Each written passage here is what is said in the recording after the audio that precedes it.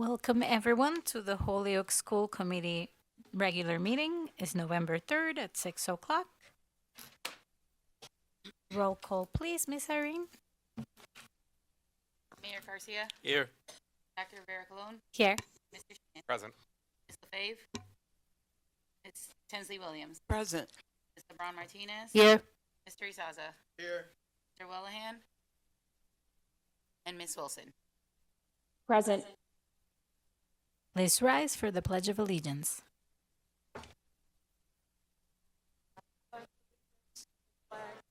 United States of America and the republic for which it stands, one nation, under God, justice for all.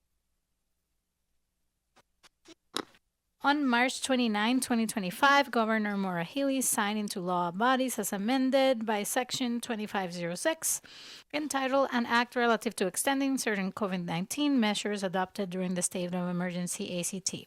Of interest to all governmental public bodies in Massachusetts, the Act extends until June 2027, the authority for meetings of multiple member bodies to be held in an entirely remote or hybrid format. All public bodies may hold fully remote or hybrid meetings without the physical presence of a quorum of the public body, as long as adequate alternative means of public access is also provided. Pursuant to Mass General Law, Chapter 38, Section 20, I'm hereby informing all attendees that a video and audio recording is being made of the meeting, and the meeting is being live streamed and run live on the city's community TV channel. Welcome, everybody. Going into our awesome student showcase. Yeah, so I'll call Miss McKenna, but we got all of our student ambassadors here, and Miss McKenna, you want to Yeah, sure. kick us off? So thanks for having Holyoke High here tonight. So last year, you know that we came and talked about our student summit that happened in December. And the student summit was supposed to be a one and done thing. It was a one-time event that was supposed to kind of think about how to change your school and change your campus. And as you know, it became not a one and done thing. It became standard operating procedure on our campus as to how we were going to move forward. That we knew that the most important voice in the school was the students, and we needed to work together in order to think about how are adults and students going to work together in order to think about where we're winning and what steps we need to take next.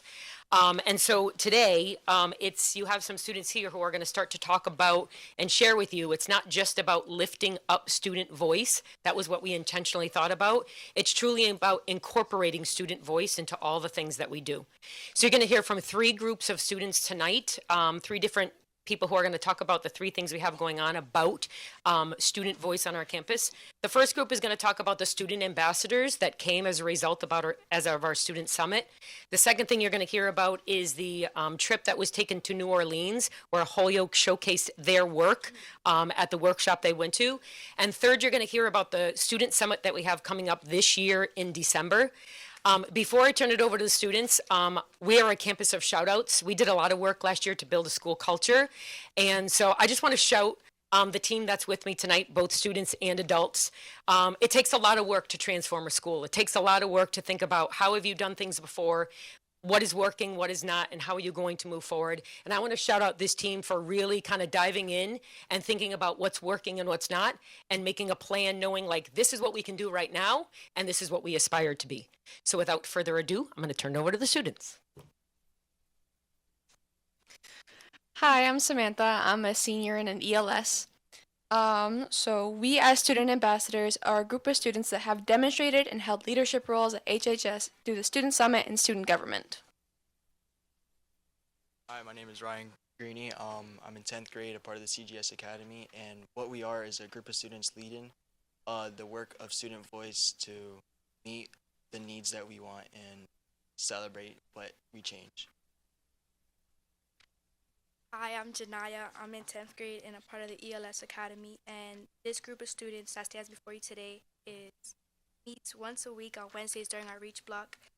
Our goals as student ambassadors is to create a sense of belonging for all students attending the HHS campus. We have been working together to better our school culture and academic spaces, providing opportunities for all staff and faculty. Hi, my name is Addison. I'm in 10th grade and I am in the ELS Academy at Holyoke High School. And so far, as student ambassadors, we have presented during PD on 9/24/25 by doing a fishbowl. During this fishbowl, faculty listened to student facilitated discussions. Some questions we asked were: name a highlight from the start of the school year. How does the start of this year compare to the last year? Be specific. And how do you see the night values being leveraged in our school? Hi, my name's Elena. I'm in 11th grade and I'm part of the PMA Academy. Another very important thing we did this year was learning walks in classrooms, which is basically when student ambassadors and leaders, adult leaders of the student ambassador program, go into classrooms and analyze the teaching environment. And we use this using the HPS walkthrough tool to analyze the trends that we saw. We focused on things like engagement, reading, writing, discourse, monitoring and responding to data, and we used night values to kind of analyze the environment. Hi, my name is Aslin. I'm in 12th grade and I'm in the ELS department. One thing we're focusing on this year is the Student Summit. Last year I was a participant and this year I'll be a leader. My name is Lincoln Geddes and I'm a senior PMA Academy. Looking ahead means to us that we take on a leadership role in professional development opportunities, which means we participate in PD sessions focused on learning, on lesson planning. We explore project-based learning opportunities at both HHS and the middle school. Hello, my name is Mia Ortiz, and I'm a 12th grader, and I'm in PMA Academy. Furthermore, looking ahead, we are going to network with other student ambassador programs across the country. We're going to do this by Zoom sessions with other student ambassadors from Hawaii and Arizona. And most importantly, we're going to track our progress to celebrate our achievements and continue to reflect on ways to improve our program. Hello everyone, my name is Eleni Colon Rivera. I'm a special education teacher at Holyoke High School. And last year I had the opportunity to come on board to the Student Summit, for the Student Summit. And not only was I able to train facilitators, be part of the work of the summit, but also MC. This year I was granted the opportunity to continue that work as becoming a student ambassador mentor alongside with M.G.L. And really our job and our role in this program is to be a facilitator, guide leadership and students, and really just give them the platform. And because we are a building that does shout outs, I want to shout out my student ambassadors first, because being a leader is hard. It takes a lot of courage and bravery, and they do this every single day. They are the clear evidence that when you give students the opportunity at the table, they're not only able to and capable of sharing their ideas, but also collaborating with adults to come up with solutions that are practical and are able to do it right away. And lastly, I want to shout out both Lori and Mike, because not only did they believe in me, but they also believe in the Student Ambassadors program. Your numerous support and always welcome us is the kind of leadership that we need in our building. We need adults that are ready to listen to our students, that are able, that are ready to welcome their ideas, because they are part of the change. And if we want to make our schools better, we got to listen to the kids that we're serving. How are you guys doing this evening? My name is Wilfred, and I'm in the ERS Academy. And I will be talking about the New Orleans trip. So, Holyoke High School was invited to go to a New Orleans trip to pretty much just go to this full-scale symposium to pretty much just speak about our work, right? Our student summit and how good it was, and, you know, that big change it made in our school. We presented in front of, districts, schools. It wasn't only a part of, the country, but like the whole country. People from Hawaii was there, and, we just got to speak in front of all of them about, how good it was. We attended sections, just on different topics, right? And we did that just, to take some notes and to try to help out our district and make a change for our students. How you guys doing? My name is Aiden Robinson. I'm a junior at Holyoke High School, and I'm in the Engineering and Life Sciences Academy. I want to talk to you guys about our presentation in New Orleans. Our team consisted of Mr. Cotto, Ms. Colon Rivera, Wilfred, and myself, and we collaborated on all aspects of the summit. or collaborated on presenting all aspects of the Student Summit from planning, implementation, and the next steps. Our audience participated in a mini version of the Student Summit and looked at actual artifacts that students made last year during the Student Summit, excuse me. Our audience left inspired. We had a group from North Carolina say that they really wish their school would implement a student summit so their voices could be heard.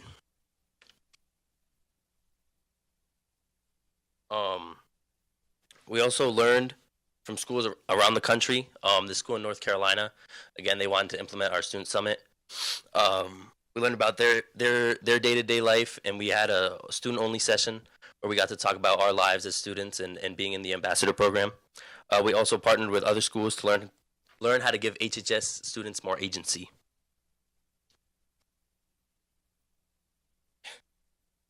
How Aiden, what Aiden said, there was one section that was all about students, right? There was just students allowed only.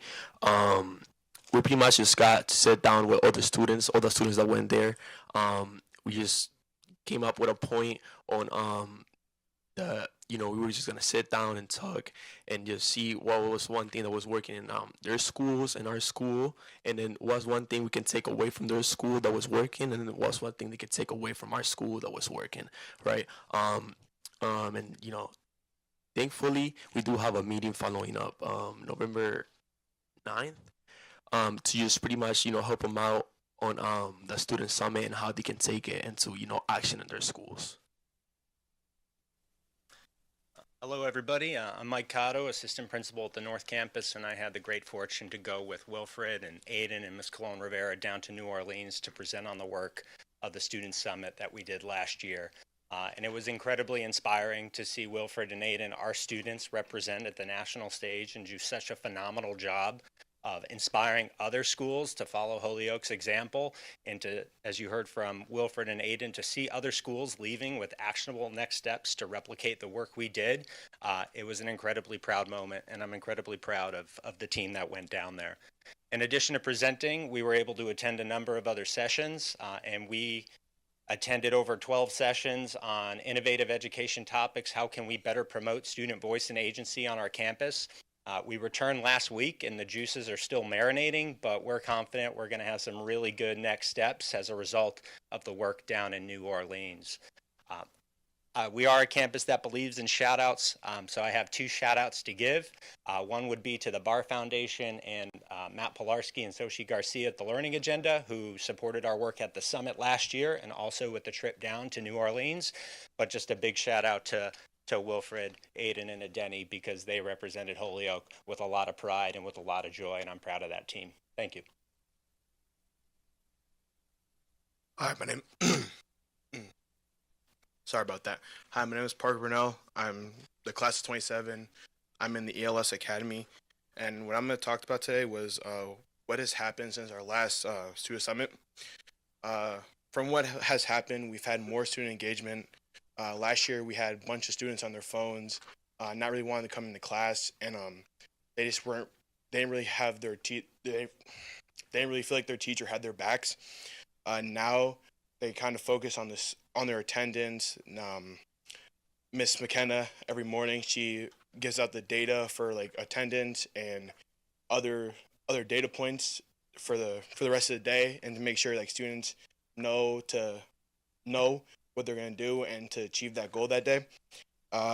Now voices in the school are being heard, and more students feel like they belong and like can actually connect with like the admin and counselors and teachers.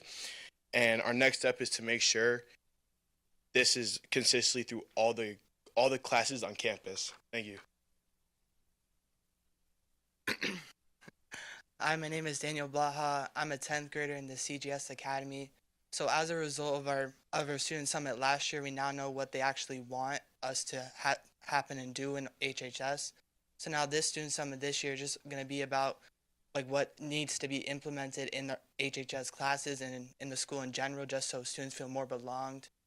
So as at the student summit, it'll be student facilitators, student participants, and then faculty just taking the notes. So it's really just going to be in the morning. The student facilitators are just going to ask the participants questions, and they're going to be based on what we actually learned last year. and then in the afternoon they're actually going to come together and make a list about like what they want implemented, and then they're going to have the faculty just giving us notes about the morning just to make sure our posters really match up. Hi, I'm Leon. I'm a senior and I'm in the PMA Academy. And as you heard, we're still continuing our work throughout this year. And one of those things that we did was like learning walks, which is like going to different classes and observing how the teachers are teaching and how the students are learning, seeing how engaging the classrooms are, all that kind of stuff. So now students are going to be making questions based off of what we found through those walks, and these questions will be the basis for the discussions with other students. We will facilitate the discussion, and this will be how we collect data from all of our students, and our job is to make sure that they have a comfortable environment so so the students will share their truth. And this is the foundation for the future work in our school. Hi, my name is Grace Bashar, and I'm 11th grader, and I'm in CGS Academy. Hi, my name is Kelsey Brunell. I'm also in 11th grade, and I'm in the PMA Academy. And part of our hopes for this second part of the Student Summit is to get students' voices on how to make classes more interactive. This will involve making students more engaged in the lessons and as opposed to lecture-based learning. This also means that classes are going to appropriately fit the needs of all of our students, making them more challenging and accessible to every student and their needs. Another result we hope to see from our Student Summit number 2 is improved student-teacher relationships. We don't want the connections between our students and teachers to be limited to just inside the classrooms. We want them to be able to connect on a more personal level and outside of school curriculum. So, for example, I have teachers who know I play soccer, and they'll be like, oh, how'd your game go the other night? Or did anyone watch the Patriots game on Sunday, and stuff like that, and vice versa towards teachers. And then, in addition, we want teachers to be able to recognize and acknowledge when students are having a rough day or if they're struggling on the work, and be understanding about it by giving them feedback on how to modify that.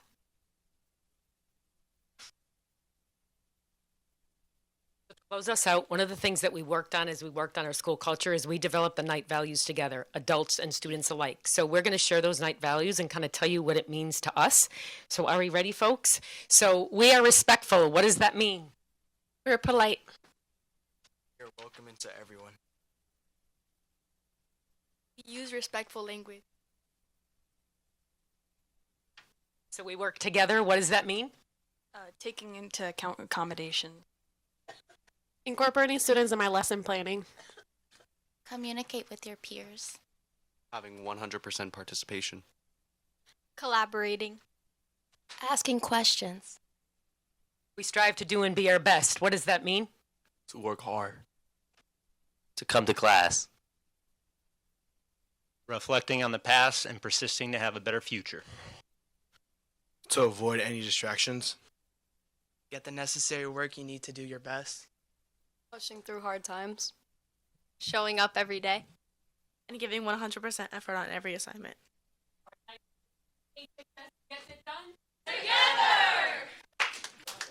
And that's it.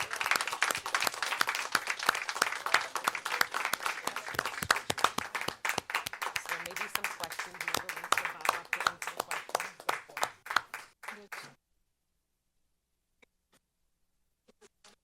Thank you so much. Questions or comments for our students?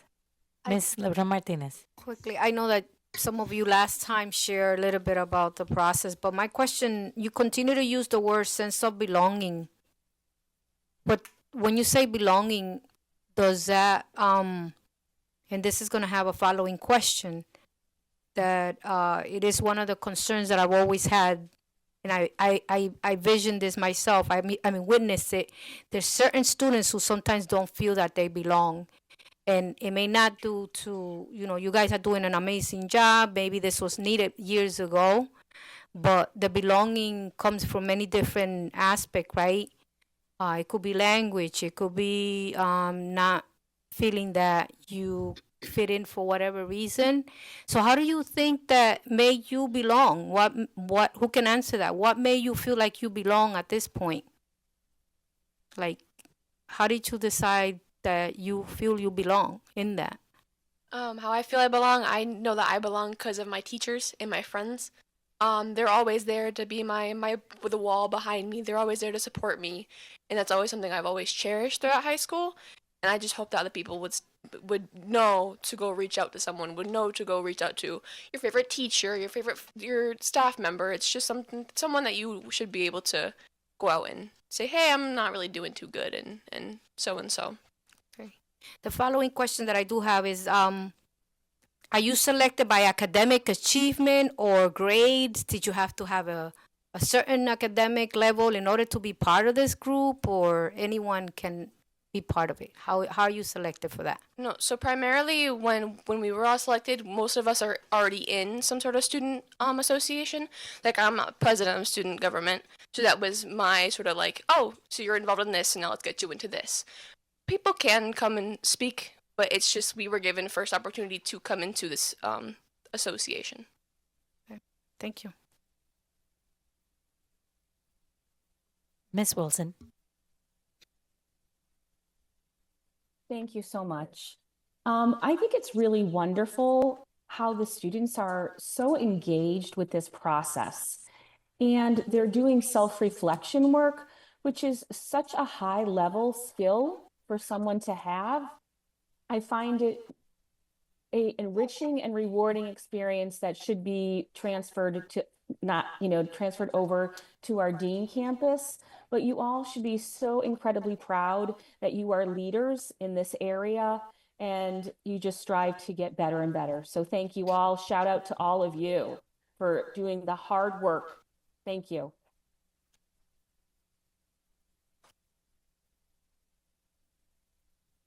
Miss Densley Williams. We are so proud of all of you. I am so happy. One thing I heard was the teachers are listening to the students. That's very important. And the most important thing in life is respecting one another. I'm really excited, and what I really love, the people in North Carolina wanted to bring you guys home with them. That's good, and I love it because you're sharing, you're learning from one another. We can learn. None of us are an island, but we can learn from each other. And I will be saying a big prayer for you guys because I'm loving this right now. Okay, thank you for coming, and God bless you.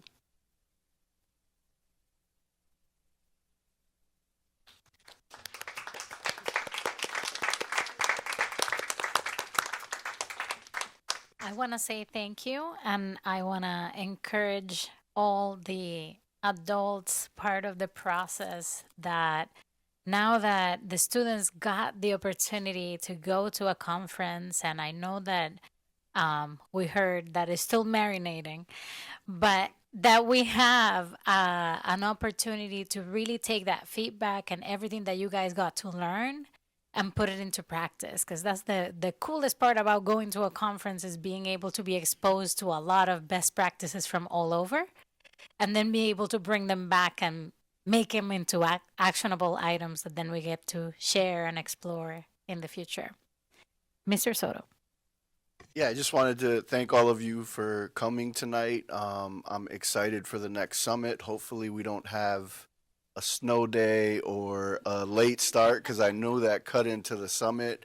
But when it happened, I was just, so inspired. Why don't we do this more often? You guys help participate in the January reset.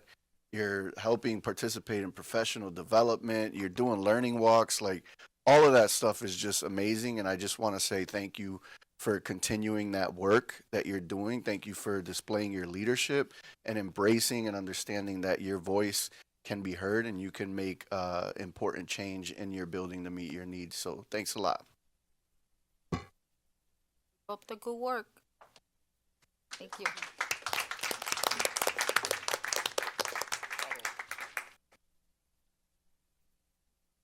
If there aren't any objections, I'm going to go out of order and do student reports first to make sure that if our students need to go home, they can. So student reports. Hi, Holyoke High. everybody. My name is Kirsten, and I'm a senior at HHS. So last week we had our Spirit Week, the last day being Halloween. A lot of people came in amazing costumes. Other topics were Comfy Monday, Twinning Tuesday, cozy sweater. On Wednesday, however, everybody was asked to wear orange to recognize October as Bullying Prevention Month. And we also had a solidarity walk, which was just to stand up for bullying. Each classroom had 2 students walk out and join our walk. It consisted of our ambassadors, our famous night mascot, and admin. As we walked each floor, they all came and joined, and by the 3rd floor, we were a very large group. Students had about 15 minutes to make posters, and each one came out with a beautiful message, really supporting the idea that like we are a community and we are all here together. It really showed that we were all really striving to do and be our best as a community. Our fall sports season is coming to an end. We all have had our senior nights to celebrate all of our senior athletes. Jesus Morales, one of our seniors on our football team, was chosen as the Western Mass Athlete of the Week. They came to HHS on Wednesday during the walk to celebrate him and to bring that proud feeling to the field and to the team. As you just saw, our Reach ambassadors are preparing for our student summit that is coming up in a few months. During the summit, it will be a little bit different than last year. I don't think I need to go more on that. We just had a whole presentation. Term 1 report cards will be distributed on Friday. Students who are on track and passing all classes will receive a treat in the cafeteria. And approximately 115 students had a perfect attendance for Term 1 and will be entered into a raffle for a prize. Thank you. Thank you so much. Nice report. Right, moving on to public comment. I will remind everybody that public comment is not a conversation. We will hear from everybody and we will go over any topics that are put forward based on the ones that are discussed on the agenda. Every person will state their name, their address, and you have 2 minutes to do your public comment. First person I have is Rachel Ingram.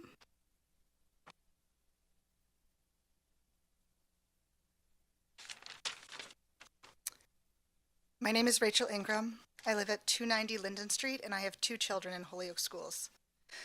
My son is 5 and in kinder in dual language at Ian White, and my daughter is 3 and is in an ABL classroom at Donahue. Even though my children live in 2 homes, their dad and I both place a premium on education, and supporting public education for all children is absolutely a shared value that we are teaching our kids. I'm here to say that I have been blown away by the teachers I have been lucky enough to work with. My son was at Kelly last year with the fabulous Maria Perez. Pause for applause. Both my kids are a little spicy, and she was able to read and mold his needs and promise into so much growth last year. She is, in his words, the smartest person ever. This year he has Alicia Harena, who has been dedicated above and beyond to helping him acclimate to the new school environment and getting him ready for the higher expectations, academically and behaviorally, of kinder. And today was Irene's first day at Donahue. When we toured Myra Lopez's classroom, she was able to connect with us and make us feel comfortable that our child, with all her quirks, was going to be cared for and loved in her classroom. I wrote that blurb about Miss Lopez on Saturday, and I want to add, from this mama's full heart, that today was really tough. Irene does not adapt to new people and environments easily, and today was no different. I brought her supplies to the school and stood behind the dumpster crying so she didn't see me as she left the school bus. Miss Lopez recognized me, came over and took the supplies and let me know that Irene was safely inside. Her calm demeanor, obvious competence, and kindness was so appreciated today. The teachers work hard, they work long, and they work extra in all the ways for our students. It's time to provide a contract that listens to what they say they need. In this world, education is more important than ever to combat the misinformation around us, and that education comes from these amazing teachers in this room and who are monitoring this session from home. I'm here to ask you why you haven't provided the teachers with that contract. Thank you. Next up, Aiden Ortiz.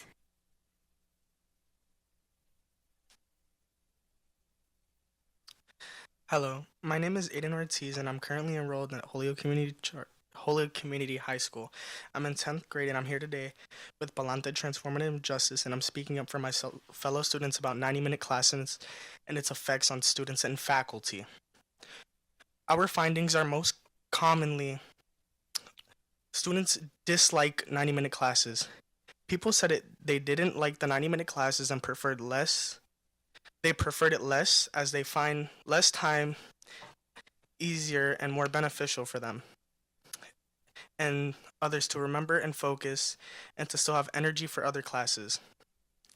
Most found it difficult to remember lessons and that they found it hard to concentrate in general. And teachers also thought 90-minute classes were a little too much for prep.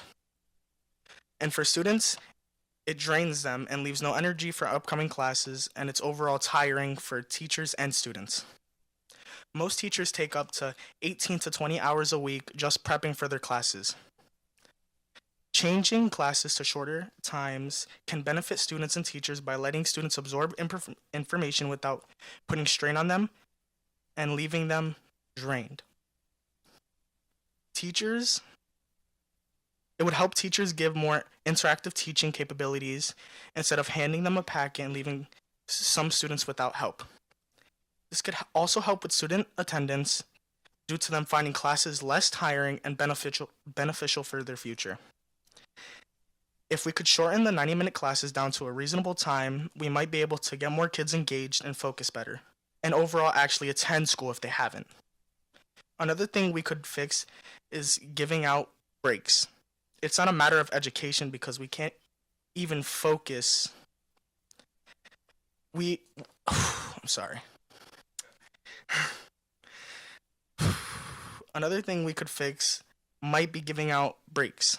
It's not a matter of education because if we can't even focus, then what is there to learn?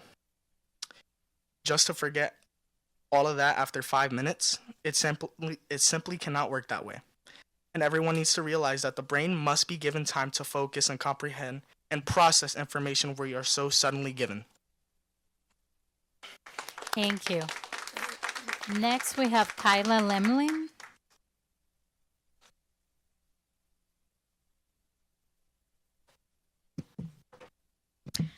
Hi, my name is Kyla Lemelin. My address is 244 Lower Westfield Road in Holyoke. I am the parent of 4 children in the Holyoke Public Schools. 3 are at McMahon and 1 is at Peck. My oldest son has autism and selective mutism, making him unable to advocate for his needs and making building relationships with people very difficult. As a parent, it is terrifying to send your child to school without knowing that his basic needs are being met, such as using the bathroom or getting a drink of water, let alone his academic goals. We have had many wonderful staff who have worked with him, as well as my other children, but one teacher in particular, who my son formed a special bond with, due to her dedication to finding ways to help him communicate and meeting him on his level. Though due to high turnover rates and lack of staff, my son's services have often been inconsistent, going weeks without services, and him navigating a new school alone while we wait for a new person to be hired. In today's world, the amount of children with anxiety is outrageous.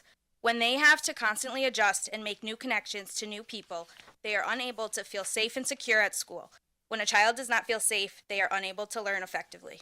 Teachers need a fair contract because they want their children to succeed, and children should be able to without constantly wondering what changes they will face today. Thank you. Next, we have Lynette Hernandez.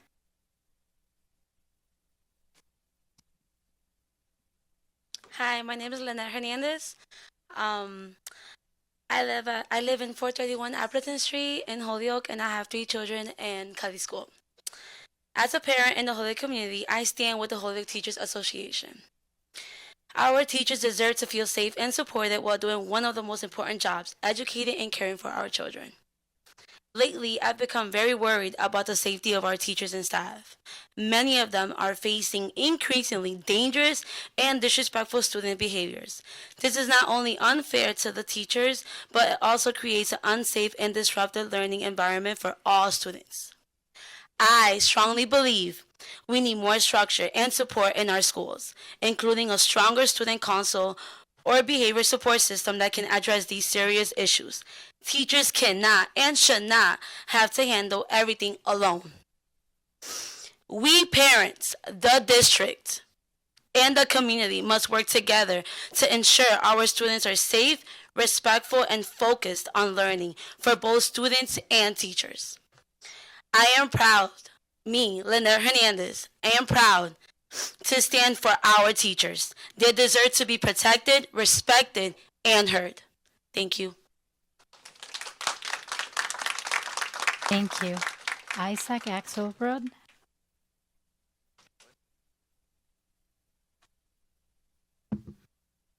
Hi, Isaac Axelrod, 201 Madison Avenue, and I'm here speaking as the parent of 3 children in HPS and as a teacher educator at UMass Amherst. In preparation for tonight's meeting, I asked my oldest child, a 5th grader, if he could remember all of his teachers. He named all of his classroom teachers and paraeducators and specials teachers for the past 6 years.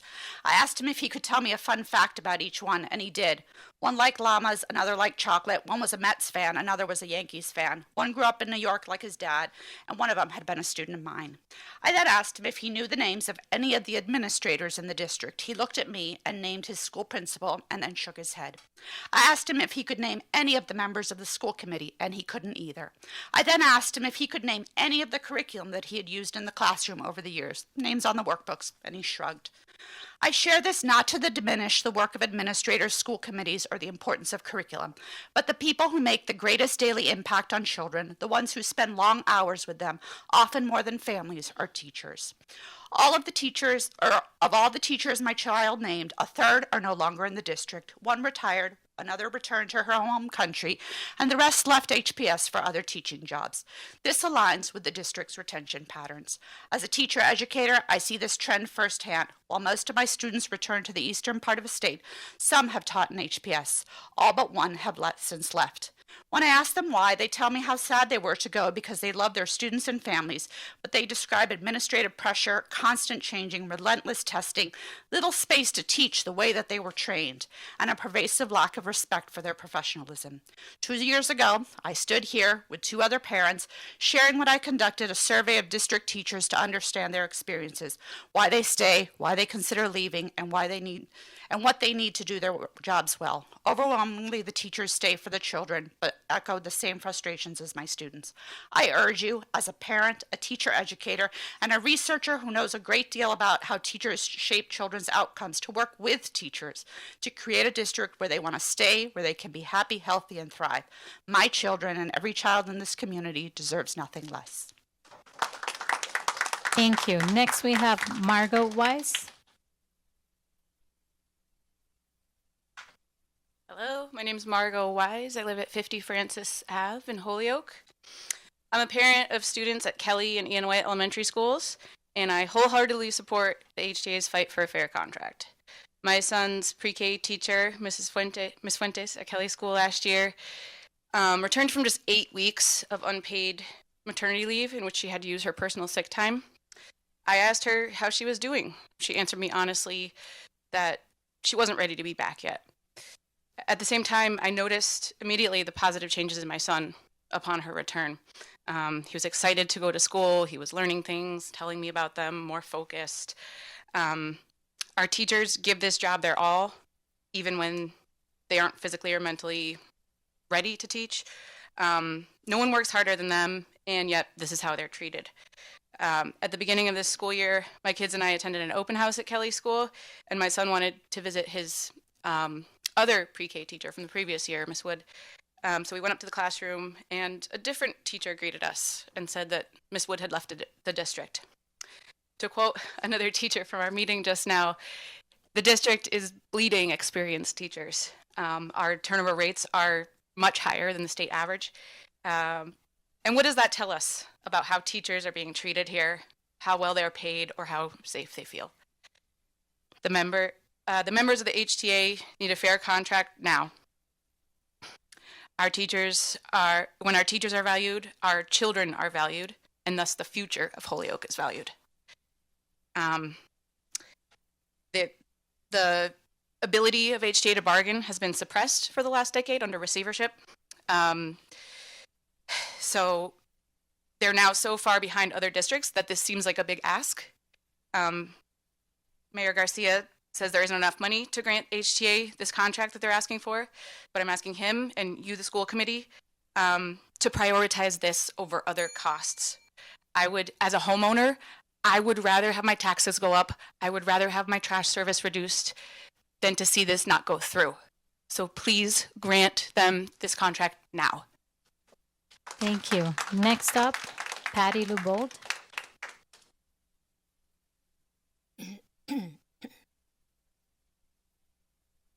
Hi, my name is Patty Lubold, and I live at 111 Norwood Terrace in Holyoke, obviously.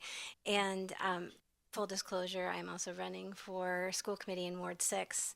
But I'm here today to tell you a story about myself as a parent, because the last experience that I had in Holyoke High with my son who just graduated was one where the administrator pulled his supports for his special need, which was dyslexia and expressive receptive language disorder.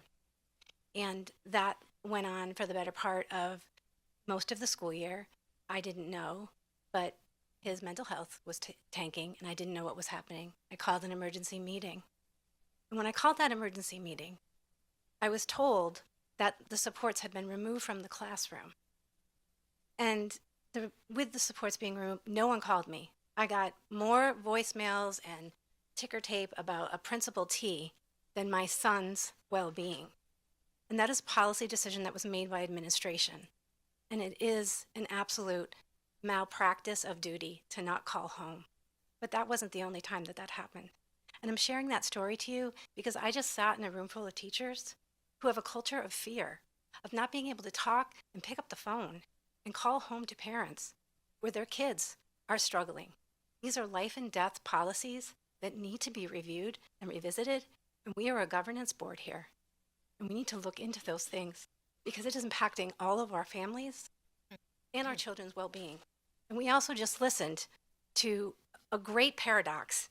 Kids came up and they shared that they belonged, and that is wonderful because I I had an older son who belonged, but my youngest son didn't. And he got dinged because those Knight's values are 20% of someone's grades. When you show up with a disability, you don't qualify for some of those that the students went through. Because what if you have an anxiety attack? Are you being your best when you have an anxiety attack and you can't settle into your seat after a code white drill? That happened to my son, and he got a 0. And when I appealed, he still got the F.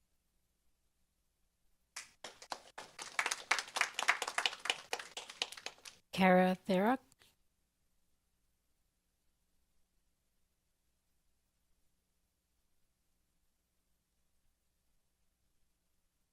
Good evening, everyone. My name is Kara Theriak. I live at 214 Locust Street here in Holyoke. I'm a very proud parent of 2 boys in the Holyoke Public Schools. One is currently a freshman here at Dean, and my oldest was a 2022 graduate of Dean Tech. They've both been blessed with amazing educators in Holyoke Public Schools. However, in recent years, these amazing educators are no longer. They've moved on for better opportunities in cities, leaving my children, without teachers for main subjects for several years in a row, not just a month, not just 1 year, but 3, 4, 5 years in a row. No consistent math teacher, nothing. It even led up to my special needs son losing his services due to his special education staff and his support systems being pulled to teach other positions. We need to keep the educators that we have here, who work so hard. These students need these teachers. Holyoke needs these teachers. That's why we need the Holyoke Teachers Association need a fair contract settled now. Our educators need to have the resources and safety they need to teach not just my child, but every child in Holyoke. Every Holyoke child deserves the same as children in surrounding towns and cities, where educators have a real salary scale, a reasonable workday, and health and safety precautions. Please help the Holyoke teachers get what they deserve because they are amazing people and they're educating the children of Holyoke. Thank you. Thank you. Shaylin Fitzel-Stevens. Good evening. No worries. My name is Shaylin Fitzel-Stevens. I live at 1086 Main Street in Holyoke, and I have a third grader at Ian White. And I'm here today to echo a lot of what you've heard, which is a great appreciation for the teachers that my son has had in his short 5 years in the Holyoke Public Schools. In those 5 years, he's been in 3 different schools. He was at Donahue and then at Metcalf and is now at Ian White after the transition period between the schools. And I wanted to speak to how much my family values the support that he's received in his education. We're very proud. I'm a Holyoke Schools alum, and I'm a former Holyoke educator. And so when he comes home and I'm looking at his work and I'm looking at his progress and I see his test results, I know that he's getting a good academic education, and that's important. But I also know that his teachers all care about his well-being, from the notes that they send home, the postcards that they send home or mail to him, the feedback that I get from Dojo and reach out and phone calls and meetings when things are a little bit iffy, so that I know that my child is not just being focused on academically, but that he's getting support from his teachers for his overall well-being, and that takes extra time.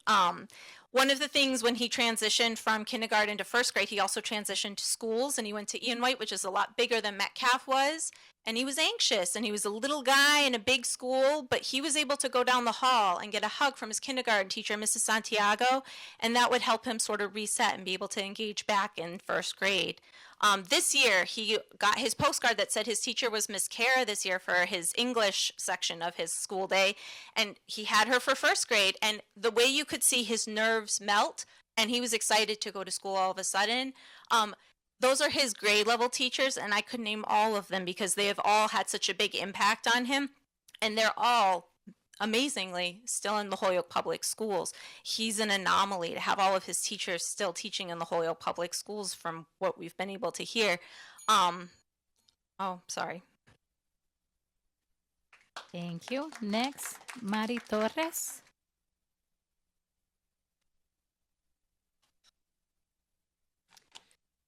Hello, my name is Mari Torres. I live at 13 Northeast Street here in Holyoke. First and foremost, I would like to express my full support for the Holyoke Teachers Association. Teachers inspire and motivate students every single day. They approach their work with passion, empathy, and dedication, qualities that make an enormous difference in the lives of their students. It is essential that both teachers and students feel safe at school. Many students face emotional challenges that extend beyond the classroom, and learning cannot happen when the environment feels unsafe. Disruptive or unsafe behavior not only interferes with instruction, but also possesses real risk to others. These situations distract students who want to learn and sometimes even draw them into the disruption, further hindering progress. Our students deserve to have their individual needs met so they can succeed. To achieve this, teachers need smaller class sizes, more support in the classroom, and additional resources throughout our school. Every student has the potential to learn when given the right tools and environment. Therefore, we must provide them with the support they need to truly thrive. Thank you. Next up, Kyle Chambers.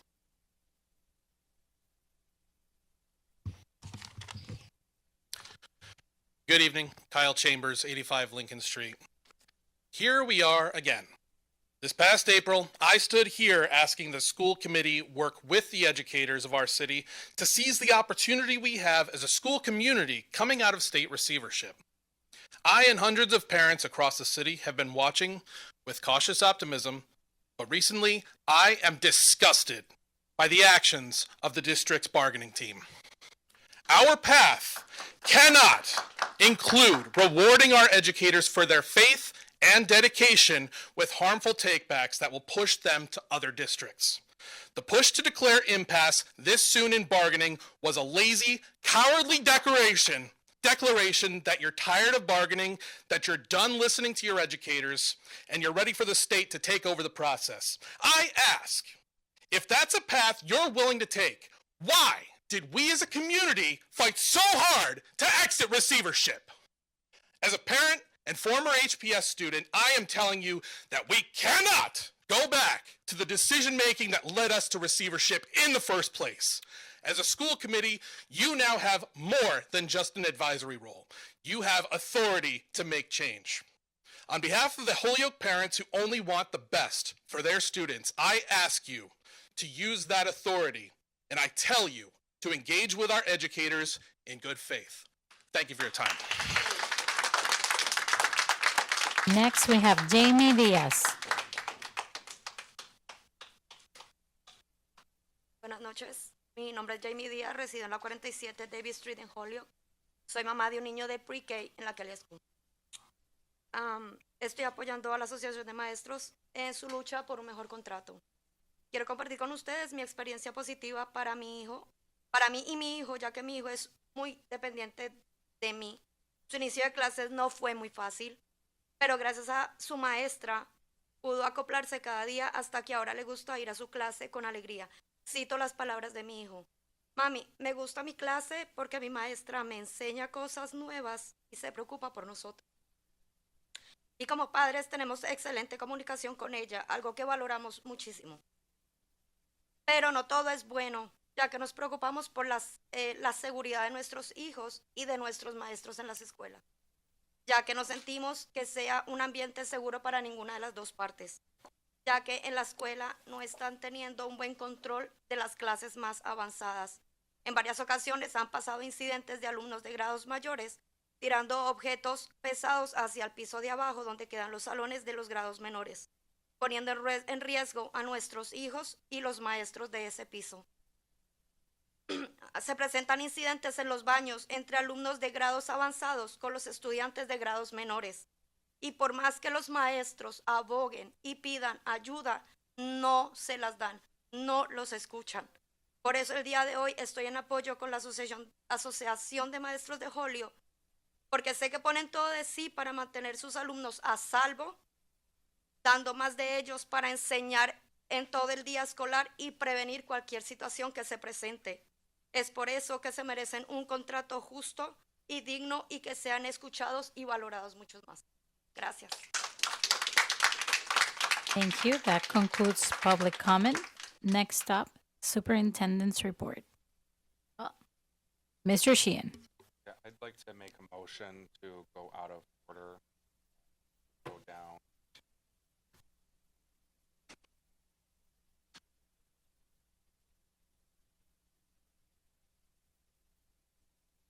Go down to item 6A, ongoing business update on superintendent search.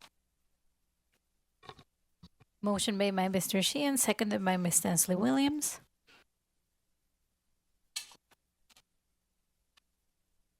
Discussion? Roll call, please. Ms. Tinsey Williams? Yes. Mr. Izaza? Yes. Ms. Wilson? Yes. Mayor Garcia? Yes. Dr. Rivera Colon? Yes. Mr. Sheehan? Ms. Fave? Yes. Ron Martinez? Yes. We invite Mr. Glenn Kuchar to the microphone. Glenn, welcome back.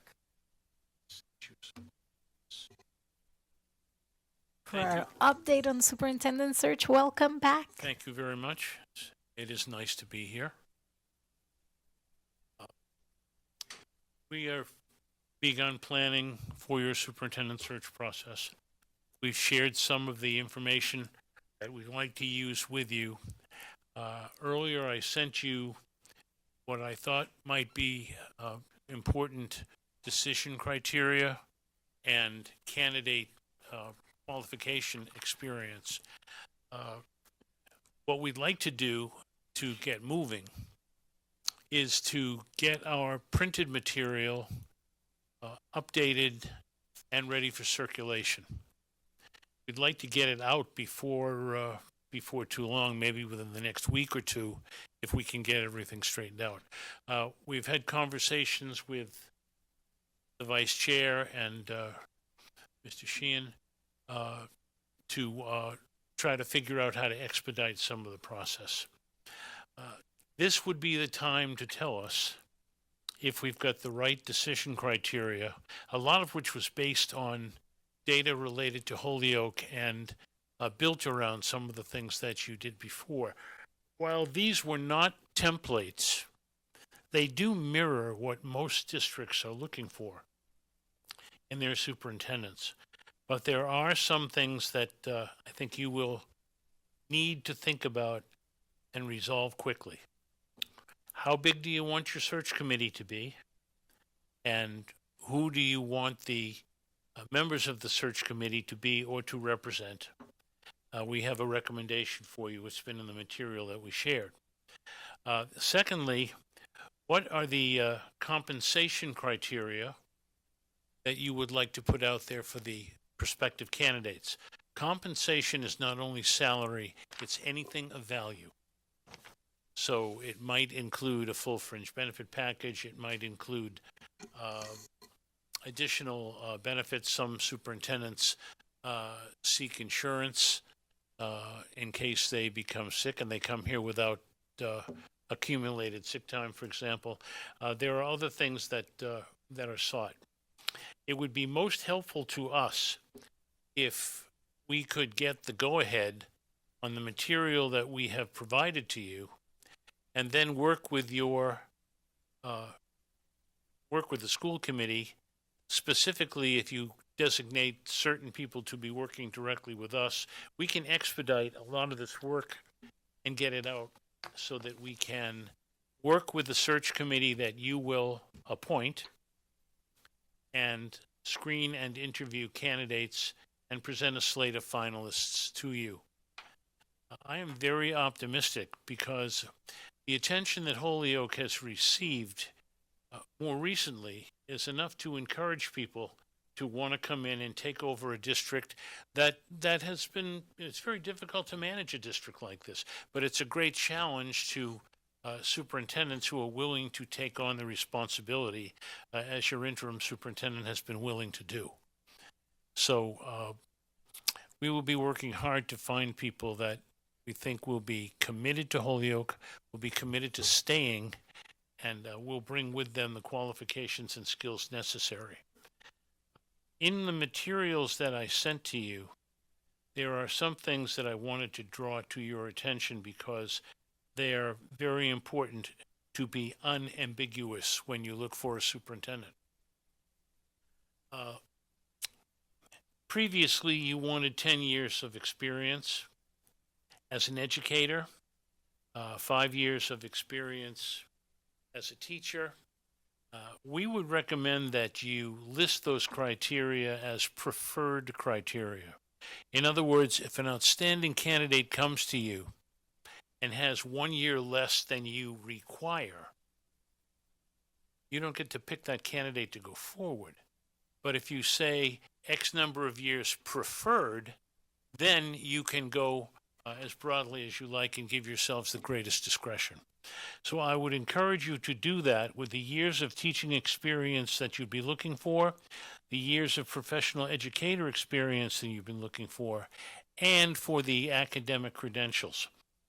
An EDD is most desirable, but an EDD or a PhD, but master's degrees have brought excellent people into the superintendency. I don't want to be sarcastic or glib, but right after lobster, there's nothing more overrated than an EDD.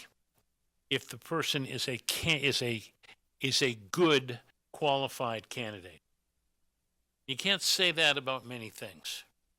So I would just not exclude anyone who has a master's degree. There are districts that would. And I say that not because you're going to be in a difficult position, but because some of our best candidates have a master's degree and a lot of professional experience after that.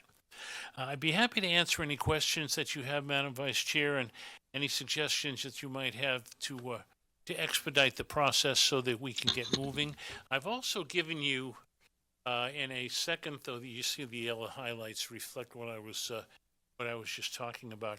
I also just sent a list of dates which I think we would be able to use over the next 2 months to convene and orient a search committee, review and screen and review applications and candidates, and select candidates to be brought forward for an initial interview. Excuse me, but Mr. Sheehan. So just on the topic of compensation, and so we can get the ball moving with this, I'm going to make a motion that we post at 190 to 230. Motion made by Mr. Sheehan, seconded. Can I clarify? 190 to 230 with all applicable benefits afforded to City of Holyoke employees. So nothing in addition. Seconded by Mr. Isasa. Discussion.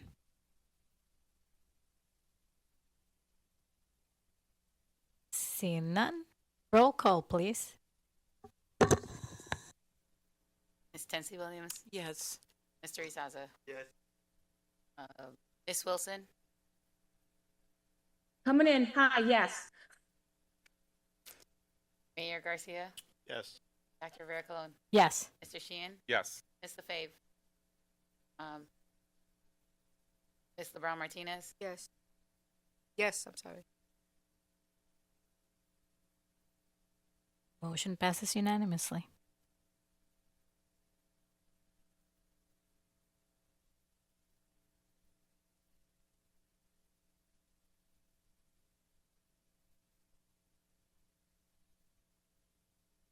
Mr. Sheehan.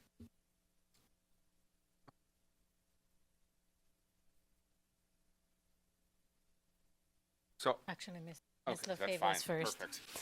Speak. I'm just waiting for her to come back to her seat. Not ready. So, glad I could. Ms. LaFave. For me? Okay. I'm sorry. Did you ask a question yet? I made a motion to set Oh, okay. So, Can you repeat the motion, please? the motion. I was plugging in.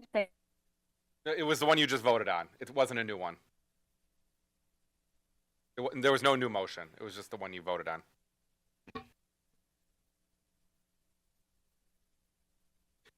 boy, am I out of breath. I gotta exercise more. So, I know that you had mentioned. Oh, I really need to catch my breath. Take your time. Water.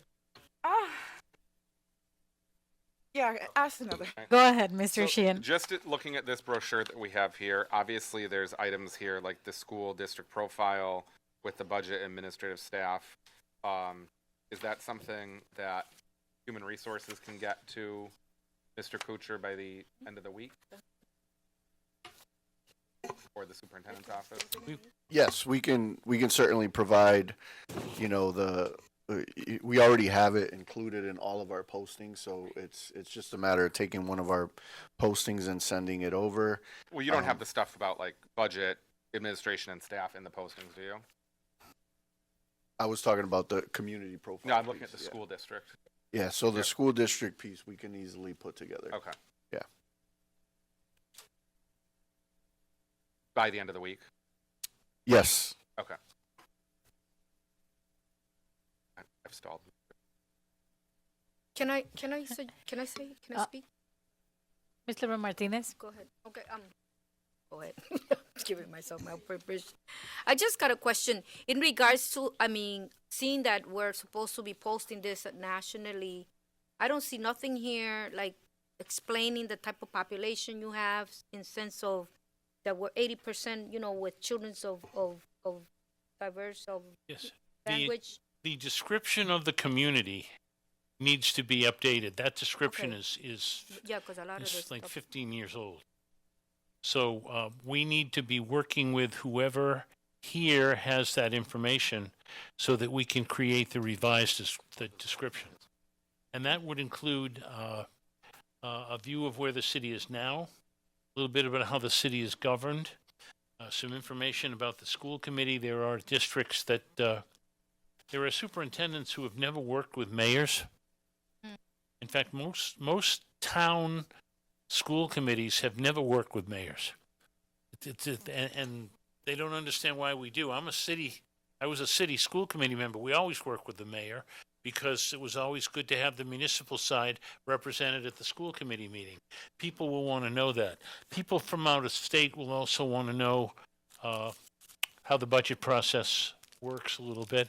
They're going to want to know the demographics of the community, and they'd like some sense of the economic forecast and any other related social data that you can put in. You may also want to give us some new photo and artwork to be put in there. And once we get the information, we can get that together rather quickly, shoot it out to you for review, and then once you're okay with it, we will distribute it throughout our recruiting network and to the 50 state school boards associations, because we do collaborate with all of the state school boards associations, regardless of what their national affiliations may be. Thank you. Mr. Sheehan. So I'm going to make a motion in regards to the, what would you call this? The position invitation to apply, delegating the authority to the vice chair within we already set the compensation, to work with our human resources department to come up with this and get it to you. So. Motion made by Mr. Sheehan, seconded by Mr. Isasa. Discussion. Seeing none, roll call, please. Got it. Miss Tinsley Williams. Yes. Mr. Isaza. Yes. Miss Wilson. Yes. Mayor Garcia. Yes. Dr. Rivera Colon. Yes. Miss LaFave. Yes. Miss LeBron Martinez. Yes. Excellent. Another important Mr. decision Cushion. that I know you wanted to address tonight is the nature of the search committee and who you would like to serve on the search committee. It's totally up to you. We made a recommendation based on what is most frequently used, but you may feel that you need more people rather than less, that you need different categories of people than the ones we put out. We'll work with whatever you want, but I would strongly suggest that there be 2 or 3 members of the school committee, if not more, on the search committee. It's very important to help the search committee resolve any questions quickly about where the school committee may be coming from, or to get some sense of what's viable and what isn't as they're preparing questions and screening candidates. Mr. Sheehan. I'll make a motion to set the search committee or the screening committee at 11 to 13 members, and to direct the vice chair to put together a posting to solicit members and a process for the school committee to review at an upcoming meeting. Second that. Motion made by Mr. Sheehan, seconded by Ms. Tinsley Williams, but we heard you, Ms. Wilson, too. Discussion. Seeing none, roll call, please. Mr. Sheehan on the discussion. Just one thing, I know that we'll have to direct when the vice chair's putting this together, a preference on the committee needs to be whether we're going to,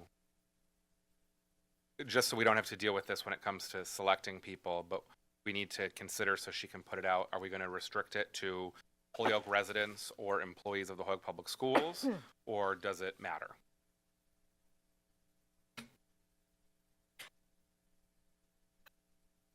Can you repeat that again? So what I said was we need to make a determination whether we're going to restrict it to residents of the city of Holyoke and employees of the Holyoke Public Schools, or just residents, or it's just so someone who isn't a resident and is not an employee of the district, if they want to apply, can they? And that's something that we should probably decide ahead of time before. No. Don't give it to the dog. We, no, dog. No. Ms. LeBron Martinez. I'm confused. So you're saying for the search committee, if they want to apply? I mean, I'm a little confused when you said that, because Well, so we're seeking people to be on the search committee, and then they want to apply, they can. and if they want to be on the search committee, are we restricting to people who are Holyoke residents or Holyoke residents or employees of the Holyoke Public Schools? That's just something that she's going to have to communicate out. Ms. Lefebvre. Just a clarification, because when I'm thinking of the search committee, I'm thinking of a various group coming and creating. So when you're saying it's either Holyoke residents or HPS staff, then that's making me think that it's only Holyoke residents and we're not asking staff. So are we just saying? That's not what I said. So, okay, so both. So that or doesn't mean just, okay. Okay. Just, okay.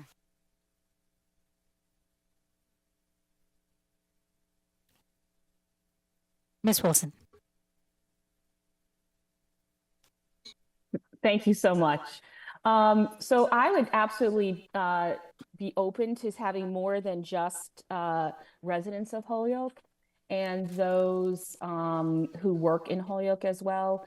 I would like to see from that who might be interested and what kind of value they could add to the process. If someone applies, it does not mean that we have to have them be part of the group, but I think it would be interesting to see, what they could offer. Thank you, Ms. Wilson. Ms. LeBron Martinez. I just want to make sure that we have a balance on that search committee, that it don't turn out to be mostly out of Holyoke and mostly out of Holyoke, Holyoke individuals, and then less from the residency. Because I think that on a search committee, if you're not applying for it, it could be fine. But if there's a conflict of interest, I don't think people should even be considered to be part of a search committee. That's all. Thank you. Ms. Lefebvre. What is the makeup or composition of the search committee? Because I'm only hearing staff and I'm only hearing Holyoke residents. And I heard school committee. I think we're missing a vital piece. And so I kind of want to know what's the composition of it. And then I'll respond when I hear it. So the motion was for me to make one up to bring back to the full committee. No? Go ahead, Mr. Sheen. I mean, my motion was to put together advertisements to solicit a search committee. I mean, people are going to apply to us, and then we decide. So, I mean, we don't have to have set criteria of saying you need one parent, one school committee member, one administrator. Like, we could get 50 applications and find the best qualified people to be on that. So we're not then searching for certain groups of people. So it's anyone you want. My whole thing is if someone goes on to apply, if we need to be upfront, if we're going to limit people, having been through this and we didn't limit people and then people wanted to limit in the middle of the process, it muddied the waters. So I'm just saying, do we want to limit that Holyoke residents and or members or employees of the Holyoke Public Schools? If we want to leave it open, we leave it open and we can see what we get. I don't want the problem in 2 weeks when everyone says we're not happy with this. So that's the one thing that I can anticipate that would be a problem if we're not upfront about it. Ms. Lefebvre. So then I'm going to go back and ask now, how are we going to engage our students to be able to apply if they want to be part? Was that even being considered? That the same, yeah, so how we have engaged people in the past, we have basically like the different listservs that we will send to recruit. Just like we recruited for the other committees that we have in the past, like for the community advisory board, etc. So that's why I'm asking, because when the community advisory team, at the very beginning, it was different. It was a huge group of individuals. And then right towards the end, if there was 17, I was shocked. But it was all adults. I didn't see students. So going back to the question, how do we get that information out, and how will they be able to submit if they're interested? And I want to make sure it's all students and it's just not students in student government. You know what I mean? I want anybody, any student, whether they're actively engaged in student government or not, to be able to apply. And we can make sure that everybody knows about it, right, Mr. Soto? Yeah, I mean, I have some ideas on, I'm assuming that, you want high school we're looking for older students. So we could, whenever this posting goes out, we could actually do one of a few things. We can have some of our leaders shoulder tap some kids that might be interested, or we can announce at like a morning meeting that if anybody's interested, they can come to the principal's office. We could do, and I'm sure I'll get with our team to see if there's other ideas out there. But those are some ideas that just come to mind as I'm hearing you speak. Thank you. Ms. Wilson. There's a crying baby right now. I think we should pass on me. It's okay. We can come back to you. Ms. Lebron Martinez. Can we, I don't know. My again, I just want to make sure at least 50% of the individuals in the search committee should come from those residing or having children in the system. That's my personal opinion about that. I just feel that they should have a voice in what is coming to our community in the sense of who's driving the administration here. So I just want to make sure, because it can get a little muddy here. Thank you.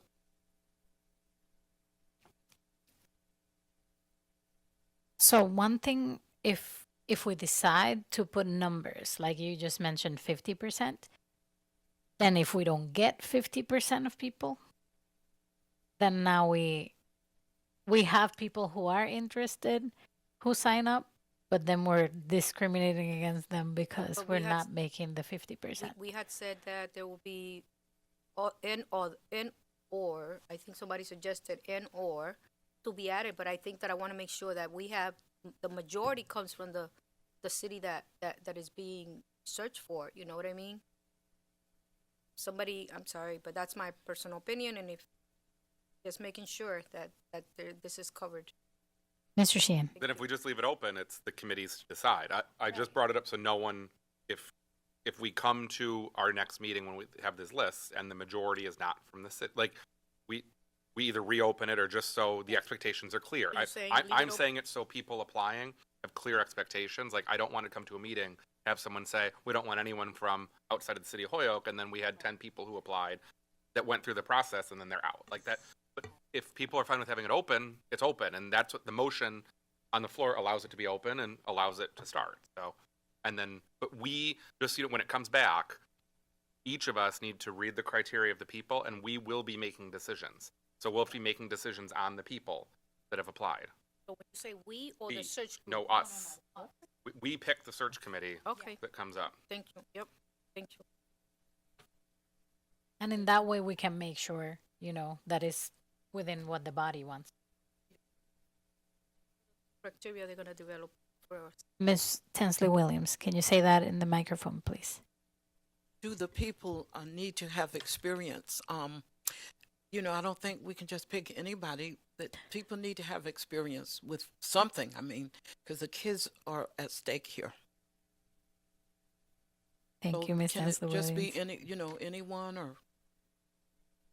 We're talking about having it open. Mr. Sheehan?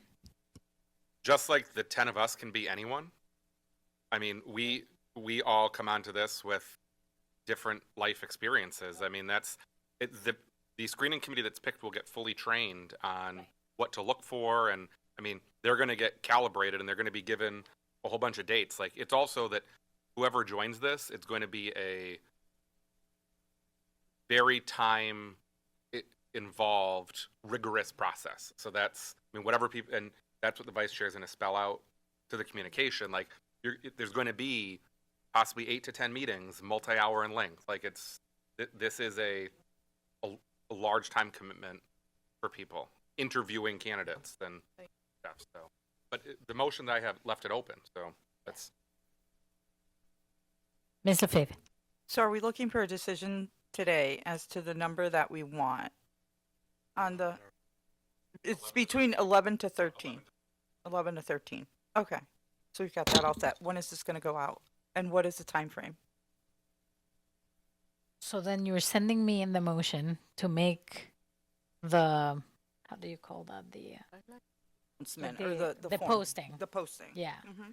That then, so that then we can vet the candidates and so on and so forth. So what is the time frame? So if we're looking maybe in 2 weeks, the posting will go out and it'll be out for 2 weeks, 30 days. What is the time frame that we're looking here? Because I mean, the holidays are right around the corner. I know. Mr. Kutcher.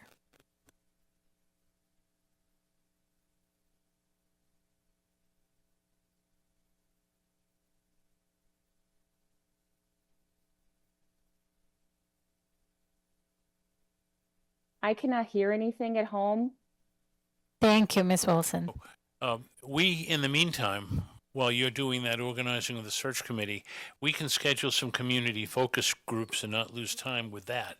And we can also schedule an orientation date for the search committee. So we can have the search committee ready to go, and some of the focus groups done before the early part of December, so that the initial screening and interviews could take place before the end of the year.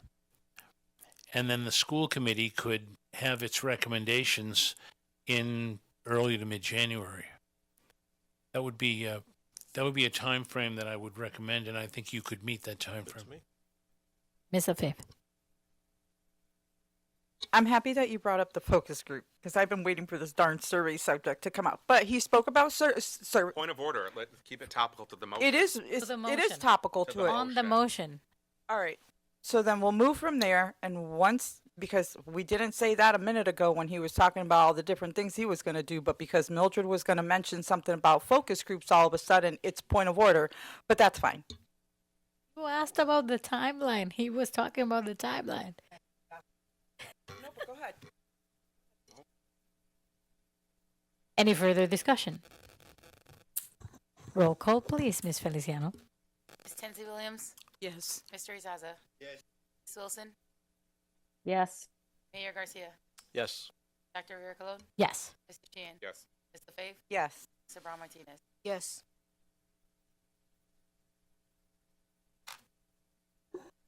Now, I think the next step for me is to work with the vice chair, your administrative personnel, and the personnel director to schedule some focus groups. Ideally, if it's with faculty members, we could do a number of them on the same day. Sometimes we'll come in and meet with administrators in the morning, and then later in the day, maybe meet with some teachers around lunch. Shortly after the end of school, meet with students or other teachers, and then meet with community members, or sometimes special groups like the PACs will want to have their own session and get those things scheduled. So my plan would be to have a few days of, I prefer in-person meetings, but there are people who prefer Zoom meetings. You get a lot more people attending a Zoom meeting, but you lose some of the contact.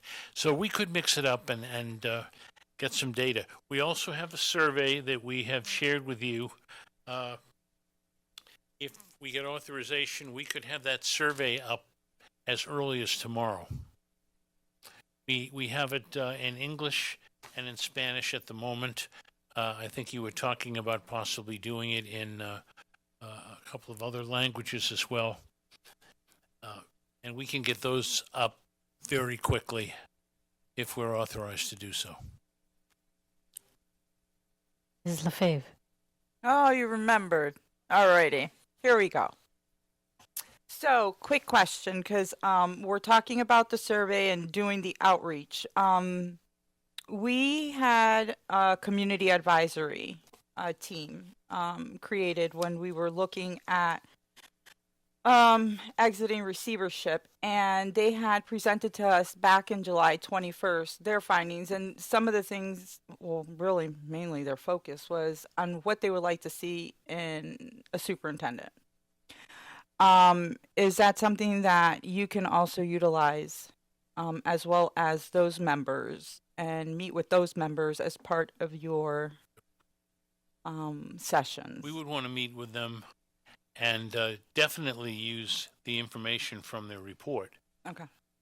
So if we could be supplied with both of them, I suspect they will not be inconsistent, but sometimes when you have live people in front of you, you can draw out sidebar conversations and nuance that's not otherwise available. So both would be good. Ms. Tinsley Williams. Mr. Kuchar, you have experience with this. Do you have an idea of how many meetings the person would have to attend? Because, you know, we need to know that. Yeah, first of all, everybody can attend any focus group that's appropriate for them. So, for example, a teacher might come to the community focus group. A parent who's a teacher might come to either focus group. It would be open to pretty much everyone. I don't know if that answers your question. Well, the deadline, excuse me, if everybody's on the same page, we have to have a deadline. We can't drag it out forever. Oh, yes. We would try to get all of the live focus groups and remote focus groups ready to close at the same time as we close the survey. And you'll decide when we close the survey. There are open responses and check boxes, and the open responses are usually among the most helpful. Then what we do is we take it, and from that, we develop a composite focus group report, which we would provide to the search committee, the school committee, and to the candidates. Something that would be valuable homework for them. Thank you.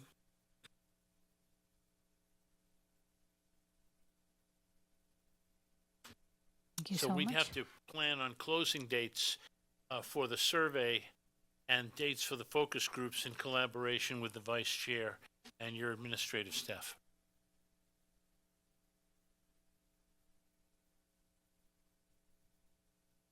Sounds good. Okay. Elder, did you have any follow-up questions? Okay. Sounds good. And I'll Mr. just Sheehan. make are we winding down with this? I'm just going to make an overall motion that things that the vice chair can use his or her authority to make non-substantive decisions as this goes along, if there's day-to-day decisions that need to be made.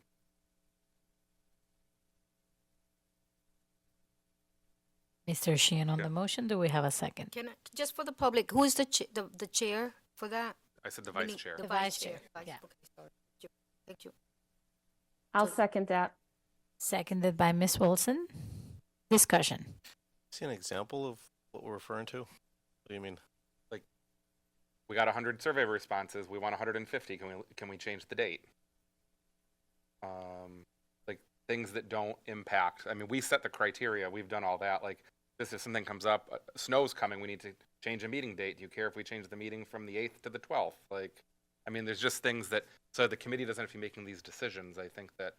I mean, I'm not saying they pick the candidates, but I think there's certain things, administrative things, that if we have to wait for a meeting all the time, then just are going to delay it. Or if interviews get wiped out because of 3 days of snow, where do we find time to schedule them? Like, just, I mean, it's just things that the committee's going to get a calendar at the next meeting and stuff. There's going to be things that come up, and I think that if it has to come back here all the time, I also think we're a day before interviews, someone drops off the screening committee, what do we do? I mean, there's going to have to be some decision making, but I don't want to stall this process.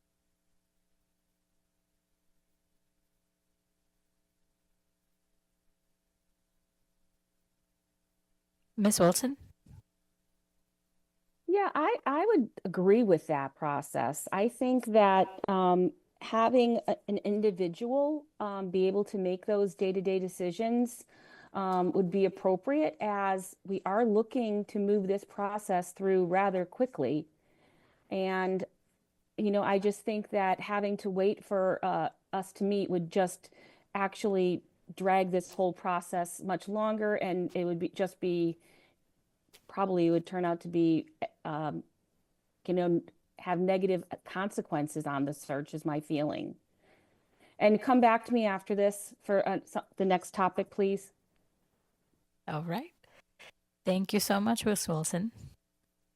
If there is no further discussion, roll call, please, Ms. Feliciano. Oops. Ms. Tenzie Williams? Yes. Mr. Izaza? Yes. Ms. Wilson? Yes. Mayor Garcia? Yes. Dr. Rare Cologne? Yes. Mr. Sheehan? Yes. Ms. LaFave? Yes. Mr. Brown Martinez? Yes. I just have a point of clarification, if I may. Ms. Wilson? My point of clarification is, if a school committee member wants to be on the search committee, should they apply like every other person is going to? Yes. Okay, I just wanted to make sure that that was clarified for us as well. Thank you. Thank you. Mr. Kutcher, do we have all the decisions that we need? Sounds good. Thank you so much for joining us, and we'll be seeing you soon. I do want you to know that I got a call from Mr. Collmore on a athletic matter, and wished him well, and did a little research. He is the longest serving school committee member in Massachusetts, 50 years. Wow. So we'll get one of the mountains carved in stone, and we'll put. Yes. We miss him. And he said that he was going to be reaching out to you, so thank you so much. Thank you so much. So back on our agenda. Superintendent's report, Mr. Soto. Actually, I'd like to make a motion to take a topic out of order. I'd like to go over the policies. I'm providing some childcare, and I may have to Second. leave, and I want to make sure I'm here for that. Sounds good. Motion made by Ms. Wilson, seconded by Mr. Sheehan. Discussion? Seeing none, roll call, please. Mine gone. Ms. Tenzie Williams? Yes. Mr. Izaza? Ms. Wilson? Yes. Dr. Rare Cologne? Yes. Mr. Sheehan? Yes. Ms. LaFave? Yes. Mr. Brown Martinez? Yes.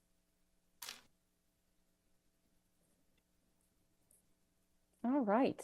I'll make a motion to the school committee vote to receive policy DKC as a first reading. Second. Discussion.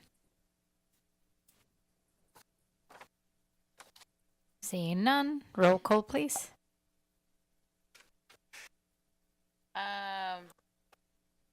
Ms. Tenzie Williams? Yes. Mr. Izaza?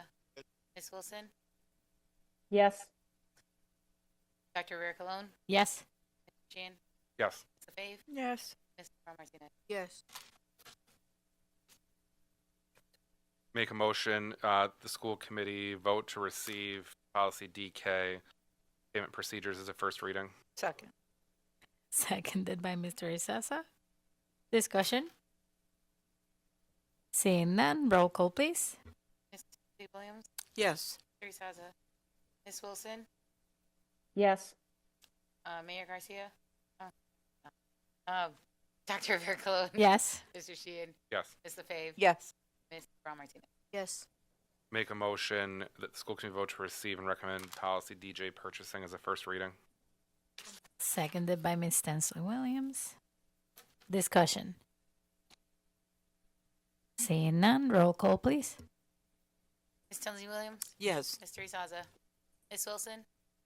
Yes. Dr. Rare Cologne? Yes. Sheehan? Yes. Ms. LaFave? Yes. Mr. Brown Martinez? Yes. Make a motion the school committee vote to receive policy DBJ, budget adoption procedures, as a Second. first reading. Seconded by Ms. LaFave. Discussion. Okay. Seeing none, roll call, please. Ms. Tensley Williams? Yes. Mr. Izaza? Yes. Ms. Wilson? Yes. Dr. Vera Colon? Yes. Mr. Sheehan? Yes. Ms. LaFave? Yes. Ms. LeBron Martinez? Yes. Make a motion the school committee vote to approve as a final reading policy DEC. Second. Seconded by Ms. LaFave. Discussion. Seeing none, roll call, please. Ms. Tensley Williams? Yes. Mr. Izaza? Ms. Wilson? Yes. Dr. Vera Colon? Yes. Mr. Sheehan? Yes. Ms. LaFave? Yes. Ms. LeBron Martinez? Yes. Make a motion the school committee vote to remove policies DBF and DH. Second. Seconded by Ms. LaFave. Discussion. Seeing none, roll call, please. Ms. Tensley Williams? Yes. Mr. Izaza? Ms. Wilson? Yes. Dr. Vera Colon? Yes. Mr. Sheehan? Yes. Ms. LaFave? Yes. Ms. LeBron Martinez? Yes.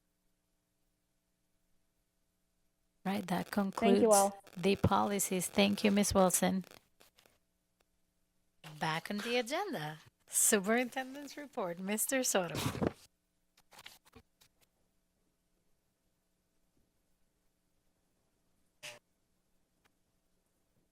All right, thank you. We got a few things in the superintendent report. The first item on the agenda is this partnership that we want to enter into with the DA's office. So they have a program called FUEL, which stands for Forfeiture Used for Educational Learning, where they would be able to actually donate impounded vehicles to us that we can accept and use as part of our CTE programming in the Dean shop. So we'd be able to use it for instructional use. We'd be able to use that to replace an old facility vehicle if we needed to once the students worked on it. And there's also opportunities that with other partnerships that they've had where the vehicles can be sold, and that funding could be put into the revolving account of the particular shop. Obviously, I would want our legal representation to look at this MOU. I haven't done that yet. So tonight, what I was really looking to do is gauge the interest of the school committee and us being able to move forward. I think it's a great program. The dean staff have agreed and think it's a great program. But part of your role as school committee members is that you have to accept donations. So in order to get that process going, we got to agree to an MOU. And really tonight was just about gauging your interest and allowing me to move forward with this partnership, and assuming we're able to finalize the MOU, because this isn't necessarily finalized, we got to go through the city. I did get some feedback from the city solicitor's office, and they believe that the city council has to approve these, which is the first time that I've ever experienced that. We've had pianos donated, we've had different things donated where it was never raised that the city council had to approve it for. But that's another thing that I'd like our legal representation to look at and see. But really tonight was just about whether or not you guys are interested and I can move forward with this. Obviously bringing back the final MOU. And if allowed, I'd like that MOU to, once approved, to serve as approving the donations as they come in. If that's not the desire of this body, I'm also happy to bring every vehicle in as a donation separately every time there's a donation from this program. Mr. Sheehan. I don't know what part you want me to comment on because there was a lot in that. Yeah. So I'm fine with the theory of the program. It's hard for me to say anything without seeing what a finalized MOU would even look like. I am perplexed and bewildered by the notion that the city council has to accept a donation, a gift. So if like someone wants to give us a box of crayons, does that have to go to the city council? Because that's what, I mean, that's what I'm reading into this. That if someone came and wanted to donate 100 boxes of crayons to McMahon School, the city council has to take that up. And that's not anything that I've ever seen in practice or anywhere happen. So like a car is no different. So I think that needs to be clarified with our council first, before anything else, because that just, I mean, they have a hard time getting stuff done that is timely anyways. So, I mean, we do too, but, I have a question. Ms. Tensley Williams. Now, I read about it, excuse me. Now, are they going to inspect the vehicles? Because what I read, if something's wrong with them, we have to pay. I mean, once they donate them to us, yes, they're going to do their proper inspection, not inspecting the vehicle as to whether or not it could be on the road. Like, they're not going to do that part, but, you know, these are impounded vehicles, so they're going to obviously make sure that, like, they're safe, that, like, our staff and our kids aren't going to find anything illegal in them or anything like that. All right. But once they turn it over to us, it's up to us. So, like, you know, there are vehicles at the end of the day. It would allow us to have the kids work on them, but you know, if we wanted to register the vehicle and use it in our facilities fleet, then we would have, that would be an expense on us. Don't we have to sign that? Say something is wrong with them, we have to keep them. We can't give them back. We can throw them away if we want to. Okay. If something's wrong with them. Okay. Thank you. Yeah. Ms. Wilson? Yes, so my only concern with this is the end of the vehicle, which was a timely comment you made, Mr. Soto. I understand it's for learning purposes, and I'm all in favor of that. My concern is, would we ever entertain selling the vehicle? And that is where I would have a significant concern and caution. Thank you. Mr. Isasa. I move that we authorize the superintendent to pursue the feasibility of this MOU. Second. Motion made by Mr. Isasa, seconded by Mr. Sheehan. Discussion. Seeing none, roll call, please. Yes. Teresa. Yes. Ms. Wilson. Yes. Dr. Ricolone. Yes. Mr. Shane. Yes. Dave. No. And Ms. Brown Martinez. Yes. Motion passes. Thank you. I'm actually going to take up the proposal on the AI working group because Rebecca does got to get out of here. She has a sick child at home that she needs to get to. So as you are aware, about a month ago or 2 months ago at a school committee meeting, we put work groups together that, and one of the work groups that we put together was an AI work group. And Rebecca was going to be leading that work and putting together that committee to explore making sure that we're able to provide some guidance to our students and some guidance to our staff on the proper use of and expectations around AI. And she came across the Collaborative for Education is offering to help facilitate this work. And the reason I brought it forward was mainly because a component of that work involves policy, either developing a policy or reviewing existing policies. I did come across some guidance from MASC around, not necessarily stating an opinion on whether or not school committees should actually have an AI policy because it might impact so many of your other policies. So one of the things we want to explore with the collaborative is to develop some clear guidance, best practices on how students using AI and staff using AI, and then if there is anything from those procedures that may have an impact on some of the other policies, I would be looking to engage in that work with this committee, with this working group, and then obviously bring it forward and through the policy subcommittee.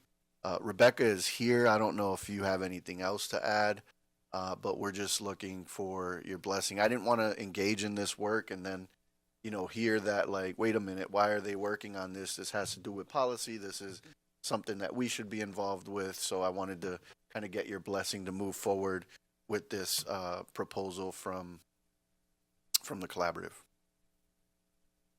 Mr. Sheehan. So looking at this proposal, I fully understand that the school committee has very little authority over at least the description of scope 1, which is the plan and facilitate the 7 in-person meetings. But I don't see why we would be spending $5,000 on policies. I mean, we are doing a policy review where we spent $10,000 to do all our policies. We're going to spend $5 to do a small chunk. I mean, I think DESE has actually put out the whole AI framework and guide. Like, how is this going to be different than the guidelines and all the online resources that the state has put out? I mean, $5,000 for something that to do 1 or 2 policies when we're doing many policies seems like.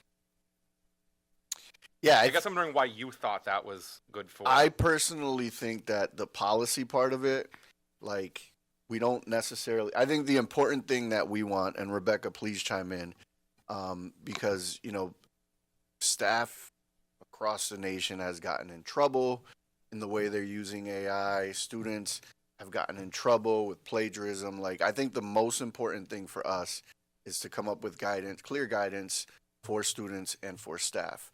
What they offered was, in addition to that, was to help drive some policy. But since then, we did get,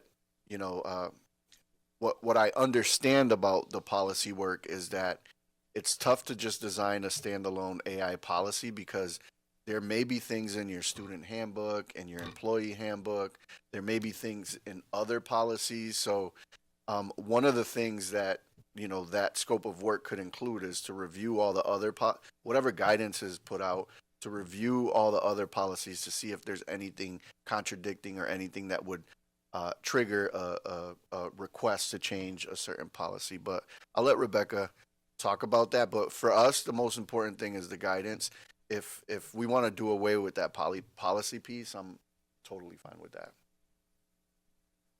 In addition to the guidance, I think what's really critical is the professional learning that would come along with it for this group of individuals, because it's ever changing, it is constant, and it's not going away. And I think that's what we're seeing here. And we also have to take a stance as a district. And in learning about it, there are some school districts who say, absolutely not. We will not have AI use in the district, and that's what's going to be in our handbook and all of these things.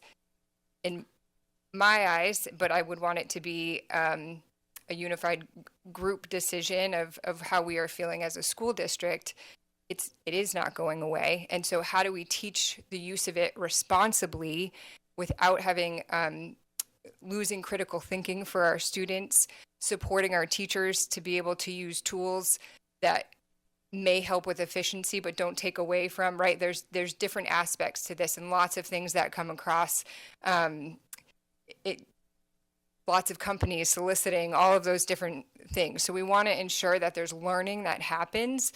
I was able to engage in some of this learning with the collaborative last year, and just in one day, the amount of information that came through and understanding people's beliefs from different school systems were on all sides of this. And so I think it's really critical that we do some learning together about it as we create guidance to support both our students and staff in safe and responsible use around it, and walk away with some of that. And then again, not recommending a policy per se, that would be up to the school committee, but knowing that some of this needs to update our plagiarism pieces in our handbooks and things like that. So I think we can go back to the collaborative, certainly, and take those pieces out. This was a first run, but before we moved any further, wanted to have the conversation here since it could potentially affect some policies. Thank you. Ms. Wilson. So my understanding is that the collaborative does put on a training session, and that session is focused on developing policy. So again, I can't really comment on a working group, but I would not be in favor of spending $5,000 to develop a policy. The policy subcommittee can absolutely look at other policies to compare and contrast what we are thinking about. We can take the information from the working group and put that into practice within the policy, and then assist the district in identifying other policies or other areas where this new policy would make an impact. I also want to note that historically, most school districts have not had an AI policy based on the fact that it is ever changing, and every moment is an opportunity for AI to get better. So I'll just end there. Thank you. Thank you so much. Mr. Sheehan. So did we apply to be a district to be part of the Future Ready AI Classroom when the state put out, they picked like several school districts that they were coming in? Okay. Or have we looked at like doing like, I mean, this is only for a small group of teachers, right? This investment? It can be as large or small as we like, yes, but it would ultimately impact our teachers because it would be identifying professional learning, and the same for our students. We have no current coursework or anything like that that supports students in this, so we would hope to walk away with some of that as well. But how many people is this team that this proposal is written for? It could be up to 20 or... Okay. Have we looked at stuff like MIT Day of AI, which is free? Like, and they'll do the entire district? We can. When I attended I can absolutely go back and look at different things like that to come. When I and two other people from the district attended the collaborative's full day policy, the very thing that was mentioned, it is a lot of information in one day to walk away from. You do see model policies, you see all of those different pieces. What we wanted to talk about was whether we even want one of those policies.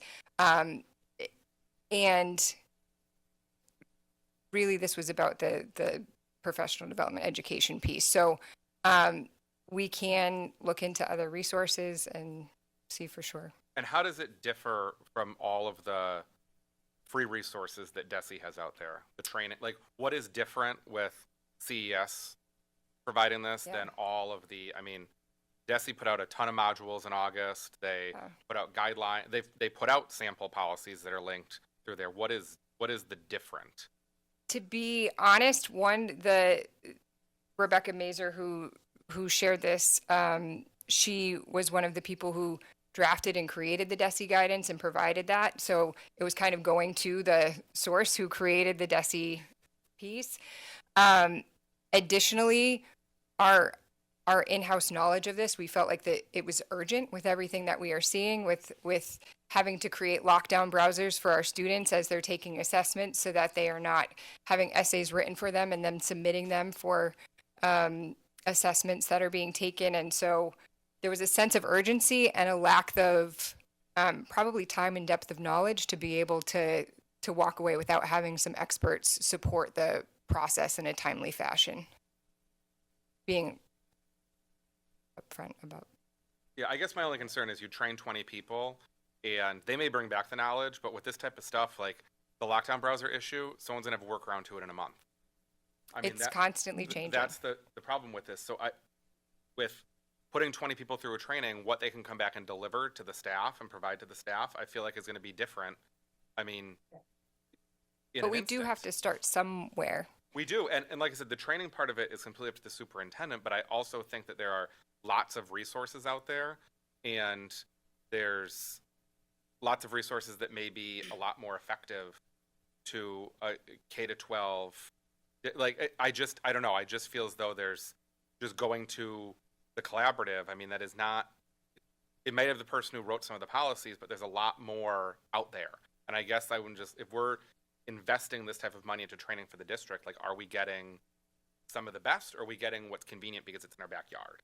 And if it's the best, and you and the superintendent say it's the best, I'm good with that. But if there's something else out there that is better, I'd rather make the investment into the better, make our district better. Because if they're just going to tell us what we can find in a checklist that says like find a lockdown browser and use that, like I'm already leery just of the write up that some of these could be in person and some people could be like, it seems like a very loose type of training in general. And 2 of the meetings are just going over the DESI PowerPoint that you can click play on yourself. That's 2 meetings on here. On their, this is what I'm reading. Like it says, it's principle 1 and principle 2, and then it's review principles 3 through 5. That's meeting 1 and 2. And I mean, we can sit and do this right now. It doesn't seem too forward-thinking technology-wise either.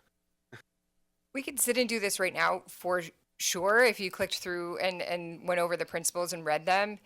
And again, as we said, it's ever changing. It's all of these things, and having an expert who can talk through those pieces with you as you're engaging in the learning is different. We can put slide decks in front for a lot of different topics and still not walk away with the same understanding or be able to land on the same pieces of guidance that we want to share throughout our district. And so that is really more around framing and helping us to land in the same space as a group and knowing what we want to recommend as a district. And if we want to say things like, nope, we absolutely believe that this should not be allowed here, or yes, we want to embrace, we know technology is ever changing, we want to see something like this come along. So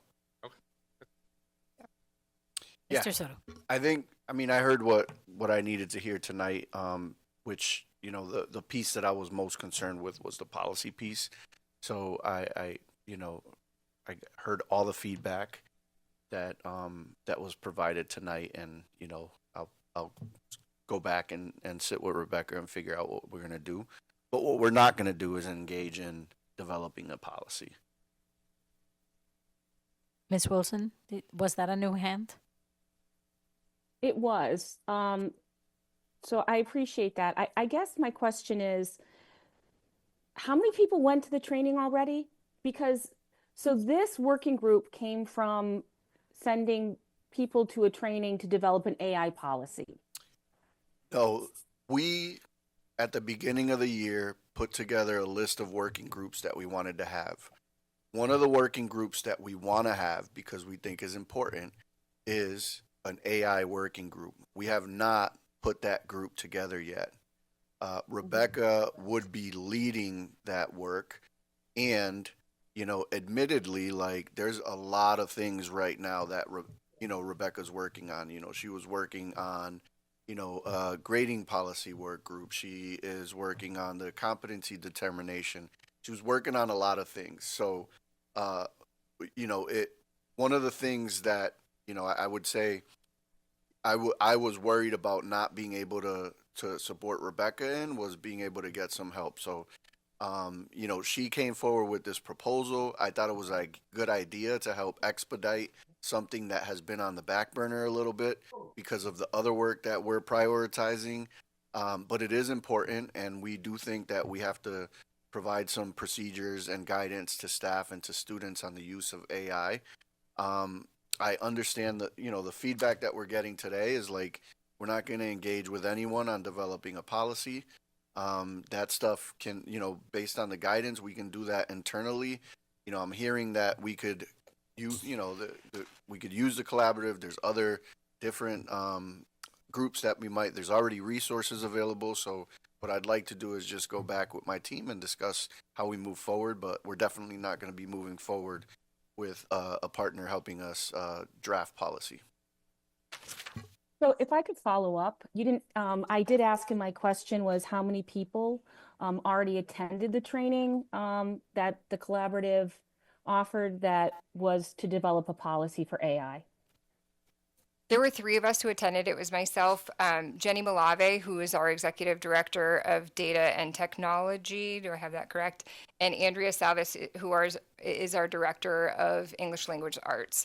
And so the 3 of us had started to see a need as we were having to identify lockdown browsers and all of those things last year, and wanted to go educate ourselves and just start to think about this and know that there is kind of this sense of urgency. It's growing faster than we can keep up with, but how do we start to learn about it?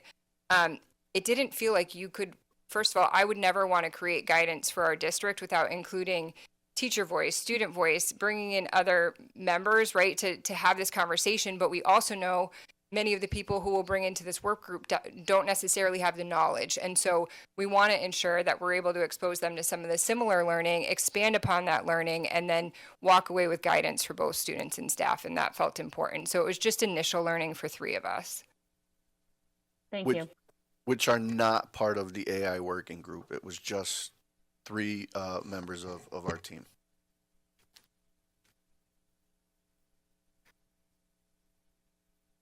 Thank you, Rebecca.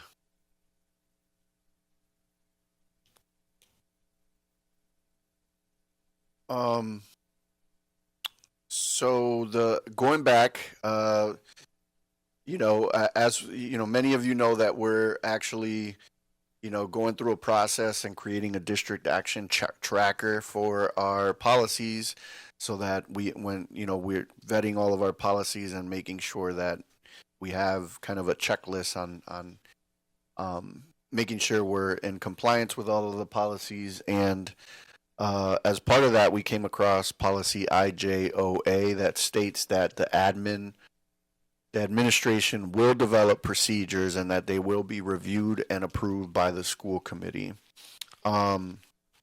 So I'm putting these field trip procedures in front of you. They're in compliance with, you know, our existing policies already, but we want to, you know, this was more of a housekeeping thing. I did want to name that there are 2 recommended changes to our procedures. One of them being, which is consistent with the policy already, we just didn't have it in our procedures, is that there would be an exemption for athletic events. So if our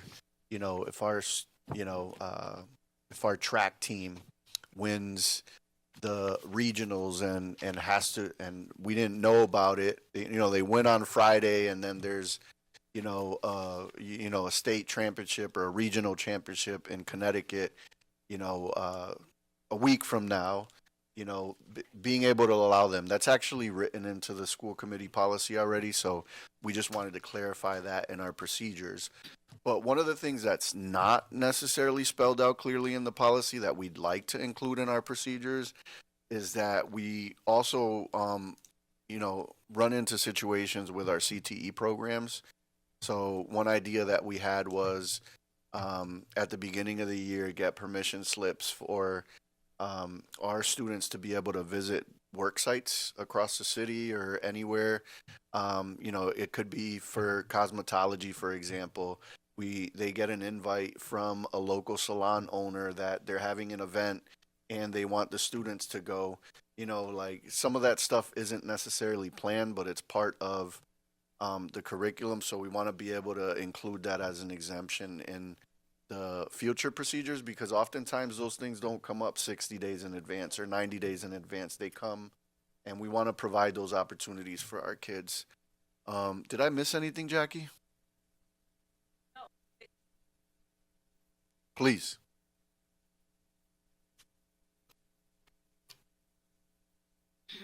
It's exactly what Anthony said. I'm going to give you a example from last month. The Bevan Kelly Nursing Home asked the culinary department to provide cookies and desserts and have the students come up and serve. And we didn't let them go because we didn't have enough time, because the procedure says we have to have a field trip form, so, 60 days in advance. So in order to be in alignment with the policy and the procedure, we thought we would update our procedure that says CTE can have a blanket permission slip that says my student can attend any field trip throughout the year with their shop, even at short, notice.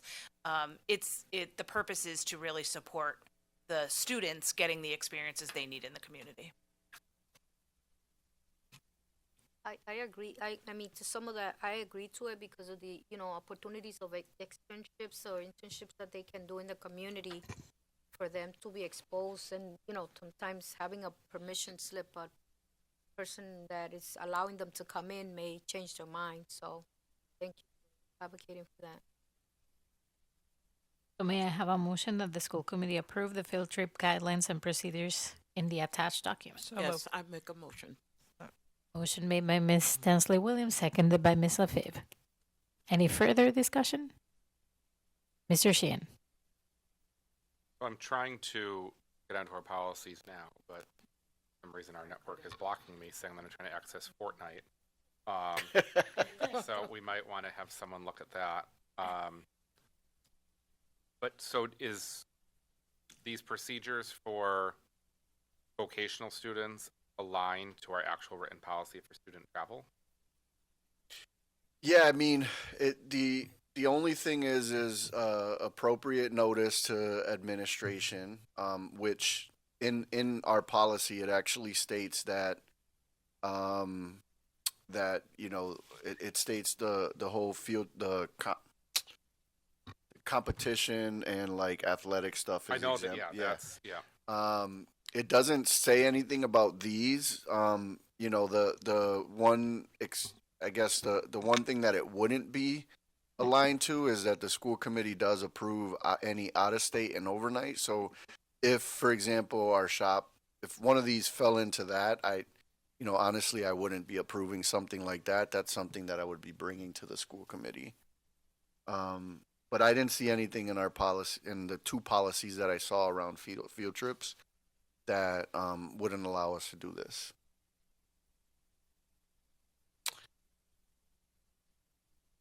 And it was IJOA was the, yeah, those are the two policies.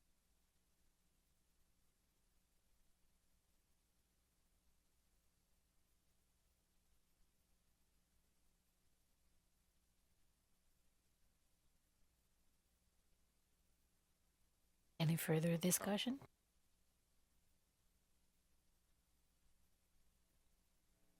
Ms. LaFave. I'm going to ask if you can just give us a moment as we're reviewing, because we're not able to access from our computers.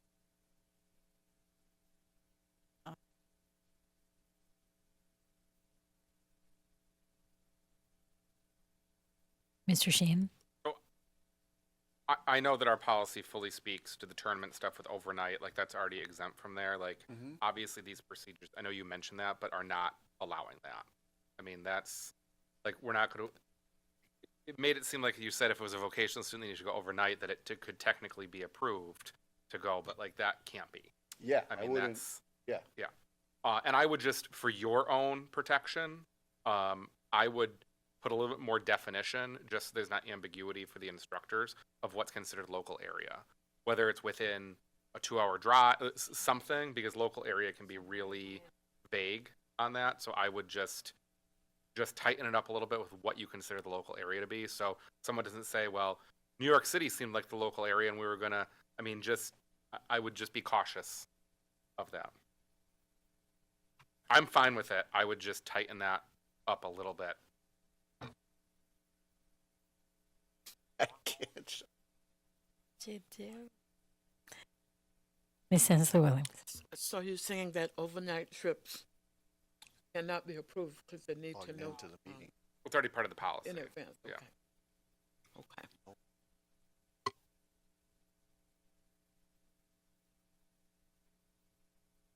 Ms. LaFave. So I keep hearing like times, is that just part of the procedures? Okay, so that's part of the procedures, but it's not on our policy because I guess our policy is just generalized and just says advance notice. Is that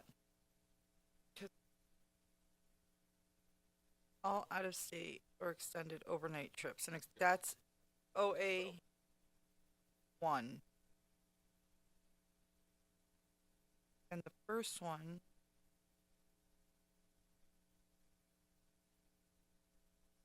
Yeah, and then so I'm going to go back and ask, where are we on the policies? Has our policy subcommittee reviewed section I already and had already updated, and we're just waiting for this stuff to come forward, or they haven't gotten to section I yet? And is this something Ms. that Feliciano. we're also going?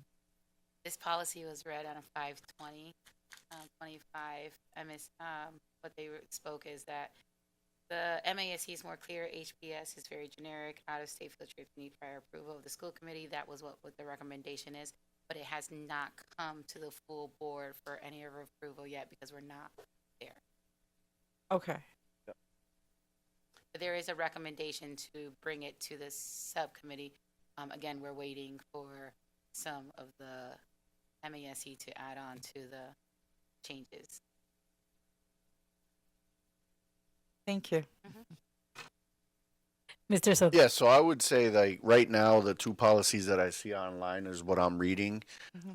When if there were changes to the policy and come forward, obviously I'm not going to forget this conversation and like if there's something that would something that's being recommended that would not allow us this flexibility, then I would raise that concern, and then if it is the desire of the committee to be a little stricter with field trips than what we currently are, I would express our concerns as leadership and what principals would say. But ultimately, you own what if you guys decide the policy gets stricter and these procedures are no longer in compliance, then we would have to go back and update our procedures, come back to you, and let you know what changes we made to stay in compliance with the new policies when they come out. Ms. Lefebvre. Yeah, I just want to make sure that students are not losing out opportunities like that, as well as our athletics students. So I do agree to make sure that we do make those exemptions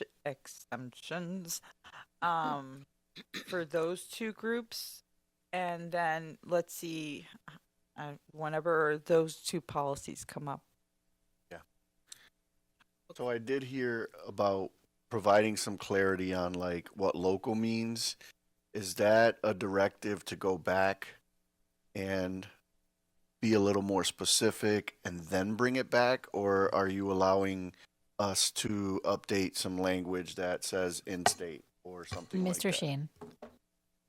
My comment and my intent was that you look into that, and if you think it needs to change. I think it just creates some ambiguity for educators that they get a new like whoever you ask has some different definition. So that's my only. I know in my mind what I think is local, but Ms. Lefebvre may think local is different. Okay. So. And I probably do because I'm different. Ms. Desley Williams. Mr. Soto, this question is from Mr. Soto. Yes. Has anything happened in the past that you would think that we're going to need to change it? Has anything happened like overnight or? Well, I'm hoping for support in this when we move forward. As Ms. Glasheen mentioned, we had an opportunity for some of our students, but because it was outside of our procedural guidance, those students weren't able to take advantage of that, which prompted us to say, like, look, we don't want to be in this situation again. These kids should be able to go to that. So let's update our procedures and like not handcuff ourselves to, to another situation where we got a great opportunity for kids and they can't participate because our procedures are outdated. That makes sense. Thank you. Ms. Lefebvre. I'm just thinking like for the CT aspect of it, even if you were to look at mileage radius. Yeah. If you say even 25-mile radius, you're including Northampton. You're including where it gives you that opportunity for our students. So, yeah, we'll go back and we'll be a little clearer in that. But it sounds like, generally speaking, you guys support these. And yeah. All right. Seeing no further discussion, roll call, please, Ms. Feliciano. Ms. Tenzie Williams. Yes. Mr. Isaza. Mr. Willahan. Yes. Dr. Vera Colon. Yes. Mr. Sheehan. Yes. Ms. Lefebvre. Yes. Mr. Brown Martinez. Yes. I'll make a motion that the school committee vote to receive and refer to committee the finance committee the principal compensation guidance. Motion made by Mr. Sheehan, seconded by Mr. Isaza. Discussion. Seeing none, roll call, please. Ms. Lefebvre. That would sorry, be Miss Tensley Williams. Excuse me. Sorry. Yes. Mr. Izaza, Mr. Wellahan, Yes. Dr. Rivera Colon, Yes. Mr. Sheehan, Yes. Ms. LaFave. Now, yes. You are quirky today. Ms. LeBron Martinez. Yes. Yes. Carry Coke around with me. That came out weird. I'll make a motion the school committee vote to approve and authorize the out-of-state field trip or out-of-state travel for the Morgan School staff attached here. Motion made by Mr. Sheehan, seconded by Ms. Tensley Williams. Discussion. Seeing none, roll call, please. Ms. Tensley Williams, Yes. Mr. Izaza, Yes. Mr. Wellahan, Yes. Dr. Rivera Colon, Yes. Mr. Sheehan, Yes. LaFave, Yes. LeBron Martinez. Yes. I motion to motion that the school committee accept the gifts and grants received, dated 11/3. Second motion by Ms. LaFave, seconded by Mr. Isasa. Discussion. Mr. Soto. I just want to say thank you to the St. Patrick's Parade Committee for their generous donation. And thank you to Kayla and Co. and Dave Roback for their generous donations. The rest of them were just grants. Thank you so much. Seeing no further discussion, roll call, please. Tensley Williams, Yes. Mr. Izaza, Mr. Wellahan, Yes. Dr. Rivera Colon, Yes. Mr. Sheehan, Yes. Ms. LaFave, Yes. and LeBron Martinez. Yes. Motion that the school committee approve the budget refer to finance about the transfers. Second. Motion made by Ms. LaFave, seconded by Mr. Sheehan. Discussion. Seeing none, roll call, please. Ms. Tensley Williams, Yes. Mr. Izaza, Yes. Mr. Wellahan, Yes. Dr. Rivera Colon, Yes. Mr. Sheehan, Yes. LaFave, Yes. Mr. LeBron Martinez. Yes. Make a motion the school committee vote to accept the report of the warrants. Motion made by Mr. Sheehan, seconded by Ms. Tensley Williams. Discussion. Seeing none, roll call, please. Tensley Williams, Yes. Mr. Izaza, Mr. Wellahan, Yes. Dr. Rivera Colon, Yes. Mr. Sheehan, Yes. LaFave, LeBron Martinez. Yes. Mr. Sheehan. It's okay with the vice chair. Can I ask, does anyone have any amendments to any of the minutes? No. Make a motion the school committee vote to accept and approve the minutes of 8:25, 9:08, 9:29, 10:06, and 10:14. Second. Seconded by Ms. LaFave. Discussion. Seeing none, roll call, please.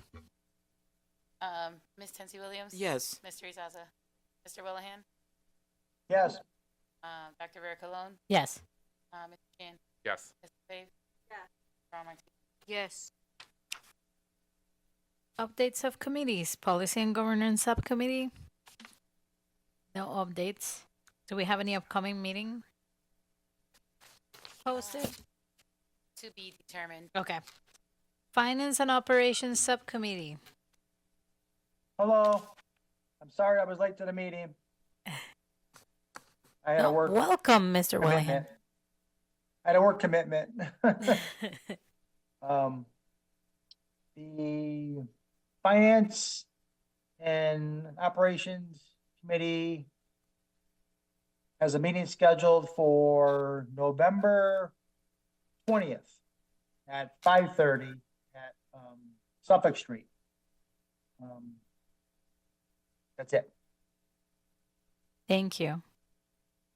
Make a motion the school committee vote to approve the current list of active student activity clubs and programs and make the changes listed in red. Second. Motion made by Mr. Sheehan, seconded by Ms. LaFave. Discussion. Seeing none, roll call, please. Ms. Tensley Williams, Yes. Mr. Izaza, Mr. Wellahan, Yes. Dr. Rivera Colon, Yes. Mr. Sheehan, Yes. Ms. LaFave, Yes. LeBron Martinez. Yes.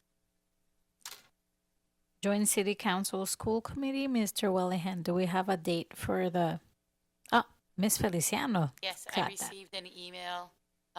They would like to have another meeting December 20th. I did send out the email to the joint. So December 20th, sorry, December 10th, I'm sorry. Check that. Oh my God, I have so many dates on my head, sorry. It was December 10th, sorry, Wednesday, December 10th, excuse me. December 10th, Mr. Jordan is looking to have another meeting. So All if you right. guys could just let me know. Thank you. Local Control Subcommittee, Ms. LaFave? What time would that meeting? I would assume it's about 6:30. Oh, we're still in control. And I will be reaching out to the other two members. I'm sorry, because the only thing on our agenda is just to approve the meeting minutes. That's it. Leadership, Accountability, and Measurement Subcommittee, Mr. Sheehan. We'll be meeting Monday at 4 o'clock at Hoyoke High. Irene's going to secure the room for us, and that's to go over the competency determination for grad, to finalize those, to come back to the committee a week later. And I will also make a motion that the school committee vote to approve the superintendent goals as presented in the attached memo. Second that. Motion made by Mr. Sheehan, seconded by Ms. Tinsley Williams. Discussion. Seeing none. What time did that? Roll call, please, Ms. Feliciano. Ms. Tensi Williams? Yes. Mr. Izaza? Mr. Wellahan? Yes. Dr. Rivera Colon? Yes. Mr. Sheehan? Yes. Ms. Pave? Yes. Ms. LeBron Martinez? Yes.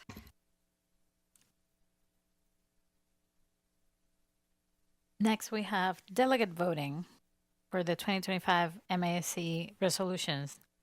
May I have a motion that the school committee allow the appointed delegate to vote in the best interest of Holyoke Public Schools?